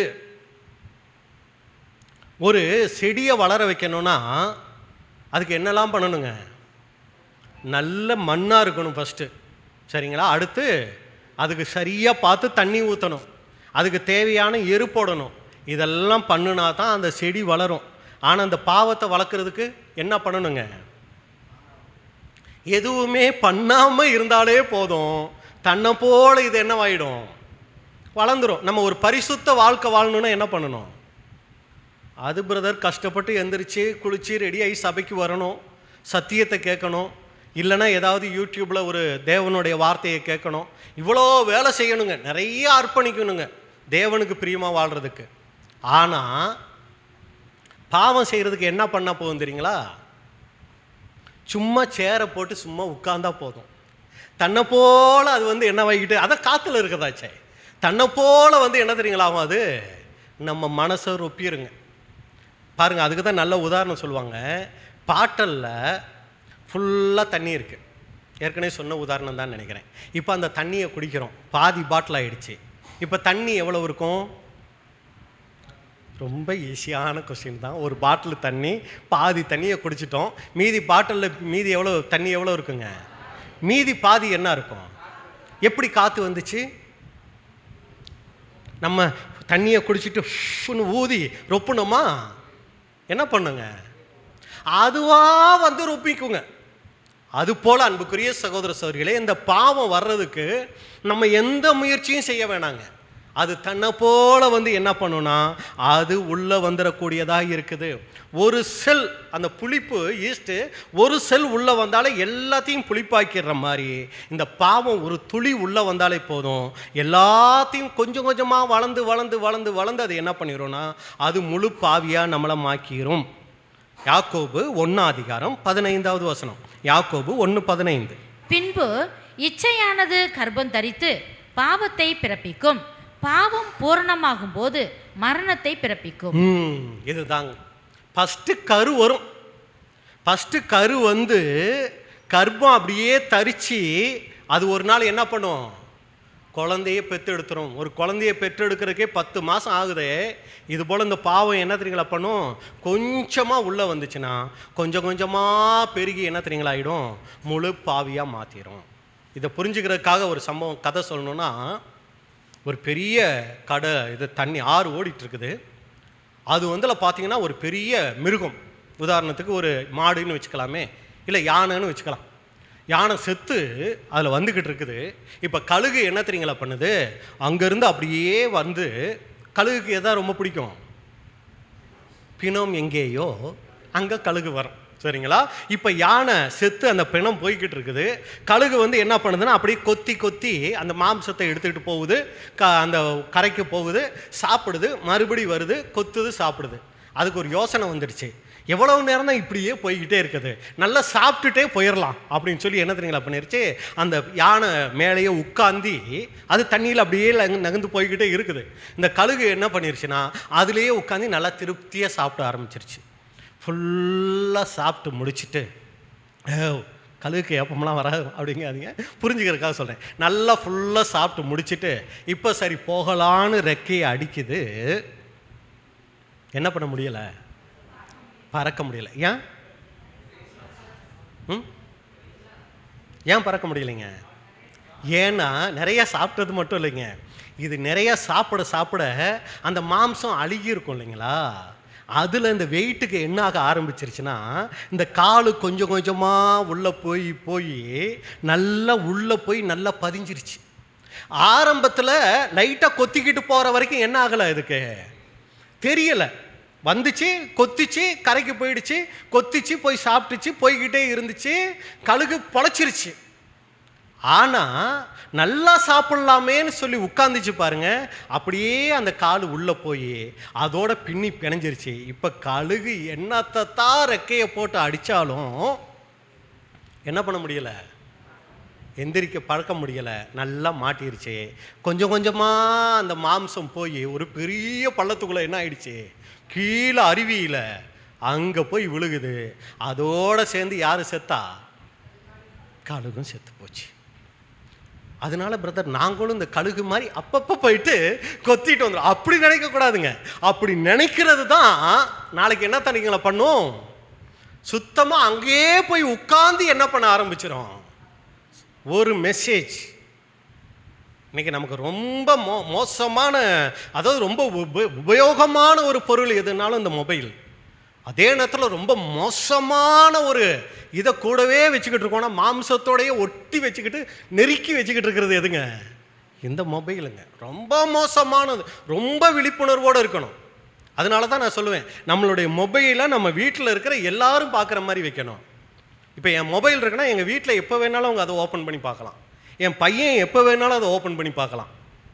ஏன் அப்படின்னா அது எனக்கு ஒரு எச்சரிக்கையை கொடுக்கும். ஐயோ நம்ம எதையுமே இது பண்ணிடக்கூடாது. அது எனக்கு ஒரு பாதுகாப்பாக இருக்குது. சரிங்களா? எதுக்கு இதை சொல்ல வரேன் அப்படின்னா, நம்ம ரொம்ப விழிப்புணர்வோடு இருக்கணும். இல்லைன்னா நமக்கு வர ஒரே ஒரு மெசேஜ் போதுங்க. Hello brother, how are you, வேற எதுவுமே வேண்டாங்க. எங்கே இருந்து வரும், எப்படி வரும்னே தெரியாது. ஹலோ பிரதர், ஹவ் ஆர் யூன்னு வந்துச்சுன்னா அதுக்கு நம்ம பதில் கொடுக்க ஆரம்பித்தோன்னு வைங்களே, முடிஞ்சு. ஏன்னா நம்ம எந்த அளவுக்கு ஆவிக்குரிய ஜீவிதத்தில் வளர்கிறோமோ, நம்மளை முடிச்சு கட்டுறதுக்குன்னே அது ஃபேஸ்புக்காக இருக்கலாம். எனக்கு தெரிஞ்சு ஃபேஸ்புக்கும் வாட்ஸ்அப்பும் மட்டும்தான் நான் யூஸ் பண்ணி பழகியிருக்கேன். வேறு எதுவும் என்கிட்ட இல்லை. சரிங்களா? எதில் பார்த்து ஏதோ ஒரு மெசேஜ் வருதுன்னா ரொம்ப அலர்ட்டாக இருக்கணும், ரொம்ப ஜாக்கிரதையாக இருக்கணும். இந்த புளிப்பு காற்றுல கலந்துருக்குது, கண்ணில் பார்க்க முடியாது, எல்லா இடத்துலையும் இருக்குது. எப்போ வேணும்னாலும் நம்மளை தாக்குறதுக்கு ரொம்ப அது ஒரு இதாக இருக்கும். அப்போ இதுக்கு எந்த விதமான ஒரு போதனையும் தேவையில்லை. அந்த பாவம் வளர்கிறதுக்கு அது ஏற்கனவே இந்த மாம்சத்தில் இருக்கிறதுனால தன்னை போல வளரக்கூடியதாக இருக்கும். கடைசியாக நம்ம பார்க்குறோம், 5வது, இந்த ஈஸ்ட் புளிப்பு வெளிப்படுறதுக்கு முன்னாடியே உள்ளே இருக்கும். எப்படி புரிஞ்சுக்கலாம் அப்படின்னா, உதாரணத்துக்கு நம்ம புரிகிற மாதிரி சொல்கிறேனே, பார்த்தா இன்றைக்கி நமக்கு காய்ச்சல் வந்திருக்கும். நமக்கு ஃபீவர் வர்றது இயற்கை. சரிங்களா? நமக்கு ஃபீவர் வந்த உடனே நீங்கள் உடனே என்ன யோசிப்பீங்க, நீங்களாம் என்ன யோசிப்பீங்க? இப்போ இன்றைக்கி திடீர்னு உங்களுக்கு இப்போ ஒரு தும்மல் வந்துருச்சு. தும்மல் வந்து அப்படியே ஒரு ஜுரம் வர மாதிரி ஆயிடுச்சுன்னு வைங்களேன். உங்களுக்கு உடனே என்ன யோசனை வரும்? காலையில் என்ன சாப்பிட்டேன், காலையில் அந்த காற்றுல கொஞ்ச நேரம் அப்படியே பைக்கில் வந்துட்டேனே, அதனால தான் அப்படி தும்மல் வந்துடுச்சோ. நீங்கள் அப்படி தான் யோசிப்பீங்களா? இல்லை நான்லாம் அப்படி தான் யோசிப்பேன். அதாவது என்ன, எனக்கு உடனே மைண்டில் என்ன தோணுன்னா, காலையில் என்ன சம்பவம் நடந்துச்சு, நேற்று என்ன சம்பவம். ஒரு சமயம் வயிறு வலி வந்துடுச்சுன்னு வச்சுக்கோமே. இப்போ வயிறு வலி வந்துட்டால் நீங்கள் என்ன யோசிப்பீங்க? காலையில் என்ன சாப்பிட்டேன், நேற்று என்ன சாப்பிட்டேன், இதான் யோசிப்போம். ஆனால் ஒரு சில நோய்களுக்கு ஒரு வாரத்துக்கு முன்னாடி ஏதோ ஒன்று சேராது சாப்பிட்ருப்போங்க. அது அப்போ அந்த சிம்டம்ஸை காமிக்காது. சரிங்களா? கொஞ்சம் கொஞ்சமாக உள்ளுக்குள்ளே இருந்து ஒரு வாரம் கழித்து என்ன தெரியுங்களா பண்ணும், திடீர்னு ஒன்று காமிக்கும். ஆனால் நம்ம எதை யோசிச்சுக்கிட்டு இருப்போம், நேற்று சாப்பிட்டதையும் இன்றைக்கி சாப்பிட்டதையும் யோசிச்சுக்கிட்டு இருப்போம். ஆனால் டாக்டர்கிட்ட போனால் தான் தெரியும், அது ஒரு வாரத்துக்கு முன்னாடி எங்கேயோ போனப்போ ஏதோ ஒரு ஹோட்டலில் சாப்பிட்ருப்போம். அதில் ஏதோ ஒரு வைரஸ் ஃபார்ம் ஆகிட்டு அது கொஞ்சம் கொஞ்சமாக வயிறை மோசமாக்கியிருக்கும். இது போல தாங்க இந்த பாவம். இன்னைக்கு ஒரு பாவத்துக்குள்ளே நம்ம விழுகிறோம் அப்படின்னா அது அன்னைக்கு வந்த பிரச்சனை கிடையாதுங்க. அது ஏற்கனவே சகோதரர் சொல்லும்போது கிட்டத்தட்ட ஒரு மாதத்துக்கு முன்னாடியே அதுக்கான விதையை சாத்தான் போட்டுருவான் நம்ம. ஆனால் அது நம்ம கண்ணுக்கே தெரியாதான், அப்போ தெரியவே தெரியாதான். அது கொஞ்சம் கொஞ்சமாக வந்து ஒரு நாள் என்ன ஆகும் அப்படின்னா திடீர்னு வெளிப்படுங்களாம். சரிங்களா? இங்கே சொல்லும்போது ஒரு பொருள், அது மாவோ பலரசமோ புளிப்பு தன்மையோடு காணப்படுவது உடனடியாக நடந்த விஷயம் அல்ல, அது அநேக நாட்களுக்கு முன்பு அதனுள் இருக்கும். அப்போ நம்ம ஒரு உணவை பானத்தை குடிக்கும்போது அந்த புளிப்பு அப்போ ஏற்பட்டதல்ல, அது சின்ன அளவில் ஆரம்பித்து பெரிய அளவில் என்ன இருக்குன்னா பெருகி இருக்கும். இது போல தான் பாவமும் நமக்கு சின்னதாக ஆரம்பிக்கும், நம்மளால் கண்டுபிடிக்கவே முடியாது. ரொம்ப தெளிவாக தேவ சமூகத்தில் இருந்தால் தான் அது நமக்கு உணர்வை தருமே ஒழிய, ஏப்பா இப்படி யோசிக்கிற, இதெல்லாம் தப்பாச்சே, இதெல்லாம் ஆரம்பத்திலேயே அது உணரணுங்க. நம்ம ஜெபிக்காமல் இருந்துட்டோன்னா அது நமக்கு ஒரு சந்தோஷமாக இருக்கும். ஆனால் முடிவு பார்த்திங்கன்னா மிகப்பெரிய துக்கத்துக்குள்ளே கொண்டு போயிடும். ஒரு சகோதரன் சகோதரி மேலே நமக்கு ஒரு வெறுப்பு வருதுன்னா கூட அந்த நாள் வந்த வெறுப்பாக இருக்காதுங்க. ஒரு மாதத்துக்கு முன்னாடியே அவங்கள கவனிக்க ஆரம்பிச்சிருப்போம். என்ன இவங்க பேச்சு ஒரு மாதிரி இருக்குல்ல, அதோடு போயிருப்போம். அது ஒரு வாரம் அந்த தியானம் போயிருக்குங்களா, அடுத்த வாரம் வருவோம்.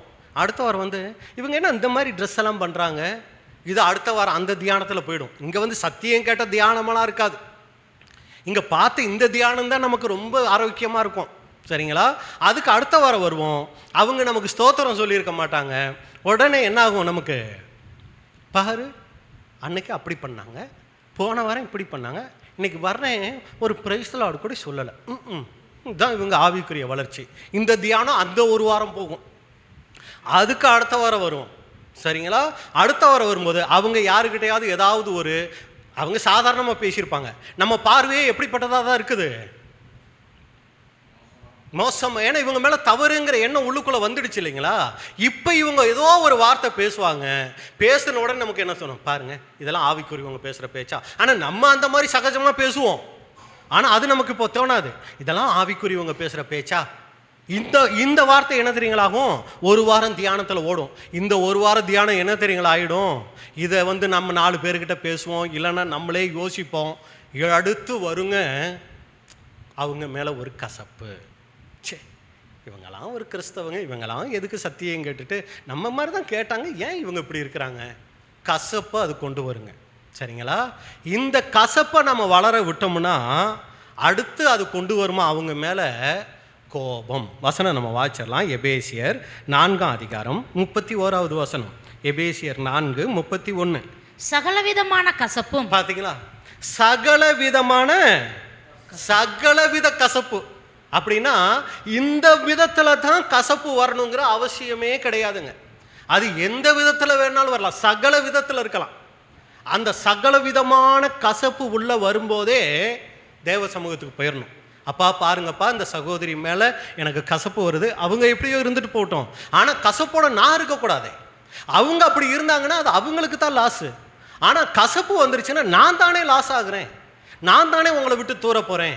எனக்கு இந்த கசப்பு வராமல் இருக்க உதவி செய்யுங்கப்பா, எனக்கு இந்த கசப்பு வரக்கூடாதேப்பா. நான் எவ்வளவோ தப்பு பண்ணியிருக்கேன், நீங்கள் என் மேலே கசப்பாவாக இருக்கீங்க, என்னை எவ்வளவு மன்னிக்கிறீங்க, அது மாதிரி எனக்கும் அந்த மன்னிக்கக்கூடிய உதவி செய்யுங்க. நான் எதனால அவங்க மேலே கசப்பு வருதோ, உதாரணம் அவங்க பேச்சு, அவங்க எனக்கு கசப்பு வருதா, அப்பா அவங்க பேச்சை நல்ல விதமாக மாற்றுங்களேப்பா, அவங்களுக்காக பாரத்தோடு ஜெபிக்க ஆரம்பிச்சிருவேன். அவங்க அப்படி இருக்கிறாங்க, அந்த சுபாவத்தை வெளிப்படுத்துகிறாங்கன்னா யாரு கூட காரணம், எல்லாம் இருக்கீங்களா, யாரு கூட காரணம், நானும் கூட ஒரு காரணம். ஏன்னா காரணம், நான் ஏன் அந்த காரணம், நான் அவங்களுக்காக ஜெபிக்கலைல்ல, நான் அவங்களுக்காக ஜெபிக்கிறேன். அப்போ அவங்க அப்படி இருக்கும்போது நான் அவங்களுக்காக ஜெபிக்கிறேன். அப்பா இந்த சகோதரனை இப்படி மாற்றுங்க, இந்த சகோதரி இப்படி மாற்றுங்க, நான் அவங்களுக்காக விசேஷமாக ஜெபிக்கிறேன். ஏன்னா நானும் ஒரு குறைபாடோட இந்த சத்தியத்துக்குள்ளே வந்திருக்கிறேன். யாராவது 100% நம்ம வந்திருக்கிறோமா? இல்லை, நானும் ஒரு குறைபாடோடு வந்திருக்கிறேன், அவங்க வேற ஒரு குறைபாடோடு வந்திருக்கிறாங்க. நான் வந்த குறைபாட்டிலே அவங்களும் வந்திருந்தாங்கன்னா ஓகே, ஃப்ரெண்ட்ஷிப் ஆகிடுவோம். சரிங்களா? அவங்க வேற குறைபாடு, நான் வேற குறைபாடோடு வந்திருக்கும் போது அவங்களுக்காக நான் ஜெபிக்கிறேன், அவங்க இந்த சுபாவத்தை விட்டு மாறுறதுக்காக நான் ஜெபிக்கிறேன். சரிங்களா? இதுதான் தன்னைத்தான் நேசிக்கிறது போல பிறனையும் நேசிக்கிறது. அவங்களுக்காக நம்ம ஜெபிக்க ஆரம்பிப்போம். அதை விட்டோம்னா இந்த கசப்பு என்ன தெரியுங்களா பண்ணும், அடுத்து சகலவிதமான கசப்பும் கோபமும். அது கோபத்தை கொண்டு வர, கசஸ்ட் உள்ள வர்றது கசப்பு. இந்த கசப்பு தான் அந்த சகோதரன் மேலே அந்த சகோதரி மேலே அடுத்து கோபத்தை கொண்டு வரும். இந்த கோபம் அப்புறம் என்ன பண்ணும், மூர்க்கமும். அப்புறம் தான் என்ன ஆகுங்க முகத்தில், அது வரைக்கும் praise Lord brother, praise Lord sister அப்படின்னு அழகாக தான் இருந்திருக்கும். அப்புறம் இந்த வாய் ரெண்டு என்ன வாய்க்கும், சுருங்கிடும். பிரைஸ் லார்ட், பிரைஸ் லார்ட், ஸ்தோத்திரம். சரிங்களா? அப்படின்னு என்ன ஆகிடுந்துறீங்களா, குறுகிரும், முகத்தில் மூர்க்கம் வர ஆரம்பிச்சிடும். அப்புறம் கூக்குரலும். அப்புறம் தான் என்ன வரும், கூக்குரல் வர ஆரம்பிக்கும். என்ன நீங்களாம் என்ன பிரதரு, நீங்களாம் என்ன சிஸ்டரு, சரிங்களா? கூக்குரல் வர ஆரம்பிக்கும். அப்புறம் அடுத்த ஸ்டெப்பு தூசணம், தங்க வாக்கிய காரியங்கள் அதுக்கப்புறம் அங்கே வர ஆரம்பிச்சிடும். அன்புக்குரிய சகோதர சகோதரிகளே, அப்போ ஆரம்பத்தில் ஒரு புள்ளி போல வருங்க இந்த பாவம். வளர விட்டோம்னா கொஞ்சம் கொஞ்சமாக பெருகி நம்மளை இல்லாமல் பண்ணிடும். அப்போ ஆரம்பத்தில் சிந்தையத்தான் இது தாக்கும். ஒரு குறிப்பிட்ட காலத்துக்கு அப்புறம் கிரியையில் அது வெளிப்படக்கூடியதாக அங்கே இருக்கும். இதுக்கு நல்ல உதாரணம் நம்ம சொல்லணும்னா யூதாஸ். சரிங்களா?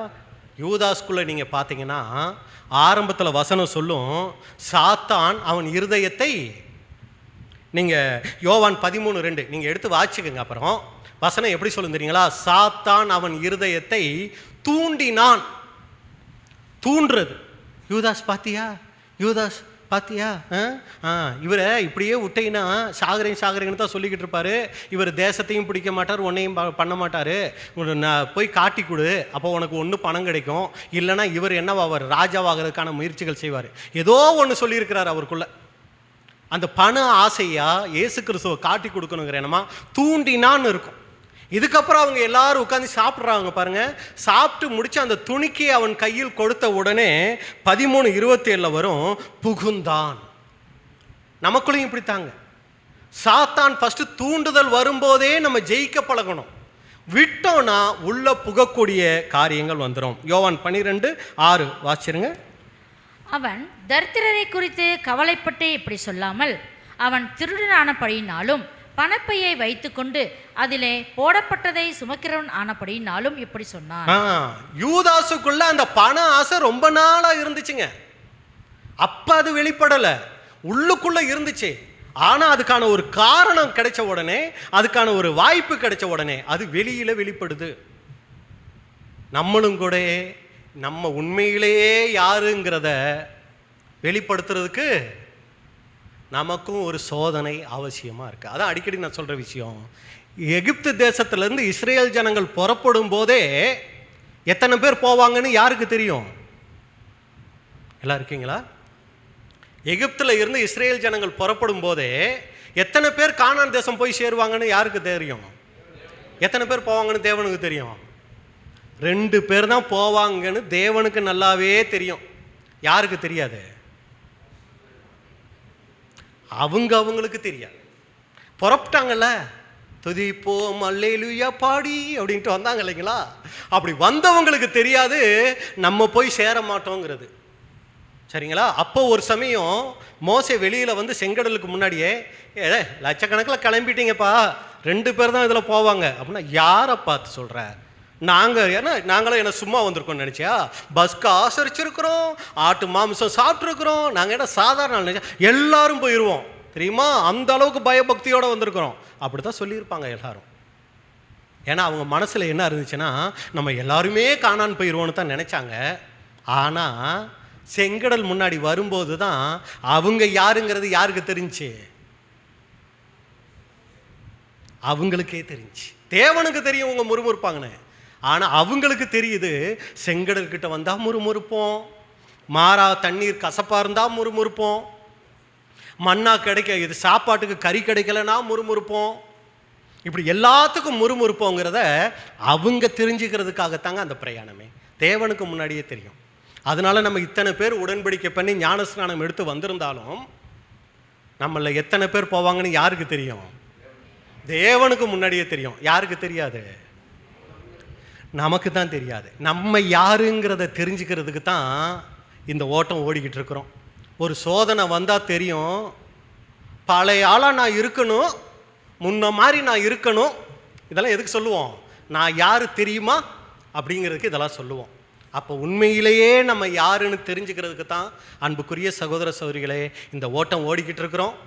இப்போ ஒரு குறிப்பிட்ட நாள் நம்ம ஓடி இருப்போம்ல, இப்போ திரும்பி பார்த்து நீ யாருன்னு உன்னை பற்றி கொஞ்சம் சொல்லுமா அப்படின்னு சொன்னால் நம்மளை பற்றி என்ன சொல்லுவோம்? சபை வாய்ப்புங்கிறது ரொம்ப கஷ்டம்தான்.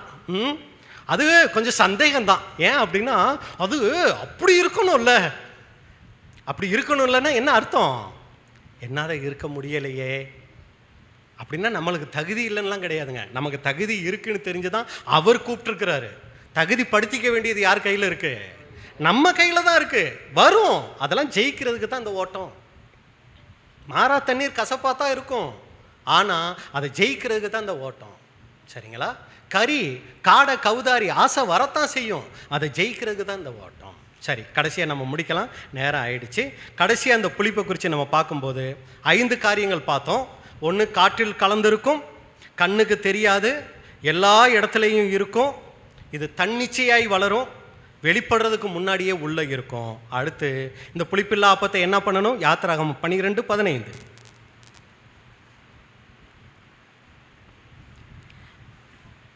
யாத்திராகமம் 12ஆம் அதிகாரம் 15வது வசனம். புளிப்பில்லா அப்பத்தை 7 நாளளவும் புசிக்க கடவீர்கள். முதலாம் நாளில் தானே புளித்த மாவை உங்கள் வீடுகளிலிருந்து நீக்க வேண்டும். முதலாம் நாள் தொடங்கி 7ஆம் நாள் வரைக்கும் புளித்த அப்பம் புசிக்கிறவன் எவனோ அந்த ஆத்துமா இஸ்ரேலிலிருந்து அறுப்புண்டு போவான். 7 நாள் ஆசரிக்கணும். அன்னைக்கு இஸ்ரேல் ஜனங்களுக்கு ரொம்ப எளிய விஷயம்தான். அவங்க சந்தோஷமாக சாப்பிட்டுக்கணும் இந்த புளிப்புள்ள அப்பத்தை. எத்தனை நாள் மட்டும் சாப்பிடாம இருந்தால் போதும்? பல்ல கடிச்சுக்கிட்டு 7 நாள் சாப்பிடாம இருந்தால் போதும். 8வது நாள் என்ன பண்ணிக்கலாம்? அவங்க விரும்பினதை சாப்பிட்றலாம். ஆனால் நமக்கு இந்த நினைவு கூறுதல் நாட்களில் மாத்திரம் பிரதர் சிஸ்டர் கொஞ்சம் ஜாக்கிரதையாக இருங்க, அதுக்கப்புறம் எப்படி வேணாலும் இருங்க, அப்படியா? இல்லைங்க, இங்கே 7ங்கிறது பரிபூரணத்தை குறிக்குது.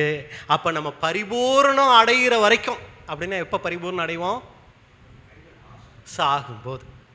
சாகிற வரைக்கும் நாம் என்ன பண்ணோன்னா புளிப்பை நமக்குள்ள வச்சுக்க கூடாது. வருமா? அதான் வருது, காற்றுல கலந்து கிடக்குது, கண்ணுக்கு தெரியாமல் இருக்குது, எப்போ வரும் எப்படி வரும்னே தெரியலை, வரும், வந்துக்கிட்டே இருக்கும். ஆனால் நம்ம என்ன பண்ணணும் அன்புக்குரிய சகோதர சகோதரிகளே? அப்பா மேற்கொள்கிறதுக்கு எனக்கு பலன் தாங்கப்பா அப்படின்னு சொல்லி இந்த பஸ்கா காலங்களில் மட்டும் இல்லை, ஏதோ ஒரு 3 மாதங்கள் மட்டும் இல்லை, நம்முடைய ஆயுசு முடிகிற வரைக்கும் நாம் இந்த புளிப்புக்கான இந்த பாவத்துக்கான ஒரு போராட்டத்தை நம்ம போராடியே ஆகணும். முழுசாக நம்மளை விட்டு எடுத்துட முடியுமா அப்படின்னா உடனே முடியாது.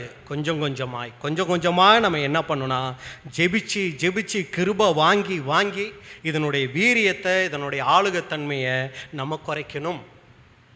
சத்தியத்துக்குள்ளே 3 வருஷம் இருக்கிறவங்க கிட்ட ஒரு சில தவறுகள் இருக்கத்தான் செய்யும். சத்தியத்துக்குள்ளே 10 வருஷம் ஆனவங்க ஒரு சில காரியங்களை ஜெயிச்சிருக்கலாம். 10 வருஷம் ஜெயிச்சவங்க 3 மாதம் இருக்கவங்க கிட்ட நீங்கள் என்ன பண்ணக்கூடாது? அதை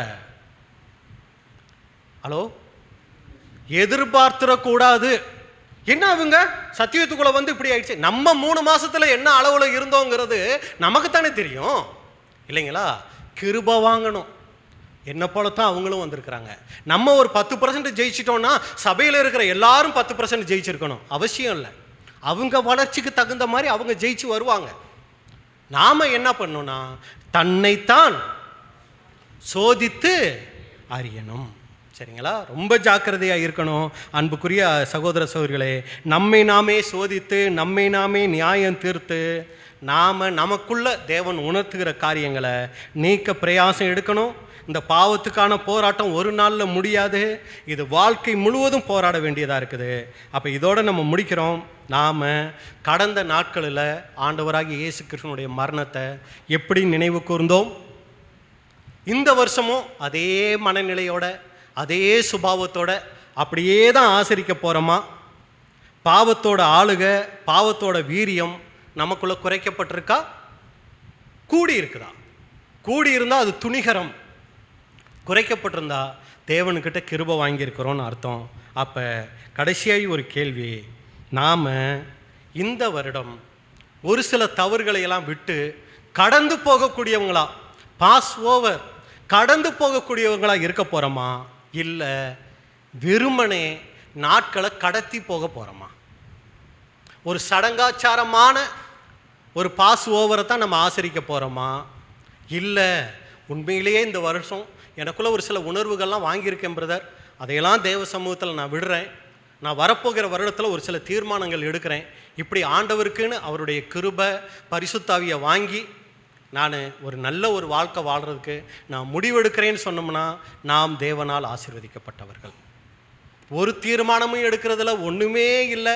10ஓட 11 நானும் உட்காந்து சத்தியம் கேட்குறேன், நானும் அப்படியே உட்காந்து பாட்டு பாடுறேன், நானும் இதை ஆசரிக்கிறேன்னா ஒரு பிரயோஜனம் இல்லாமல் இந்த பஸ்கா போயிடும். அதனால் ரொம்ப ஜாக்கிரதையோட ஒரு விழிப்புணர்வோடு நாம் அனைவரும் ஆசரிக்க தேவன் தாமே நம்ம ஒவ்வொருவருக்கும் கிருபை செய்வாராக. பொறுமையோடு கேட்ட உங்களை தேவன் ஆசீர்வதிப்பாராக. இப்படிப்பட்டதான வாய்ப்பை கொடுத்த பிதாவாகிய தேவனுக்கும் ஆண்டவராகிய இயேசு கிறிஸ்துவுக்கும் அருமையான சபையாருக்கும் சகோதர சகோதரிகளுக்கும் என்னுடைய நன்றியை தெரிவித்துக் கொள்கிறேன். தேவனுடைய நாமம் மகிமைப்படுவதாக. ஆம்.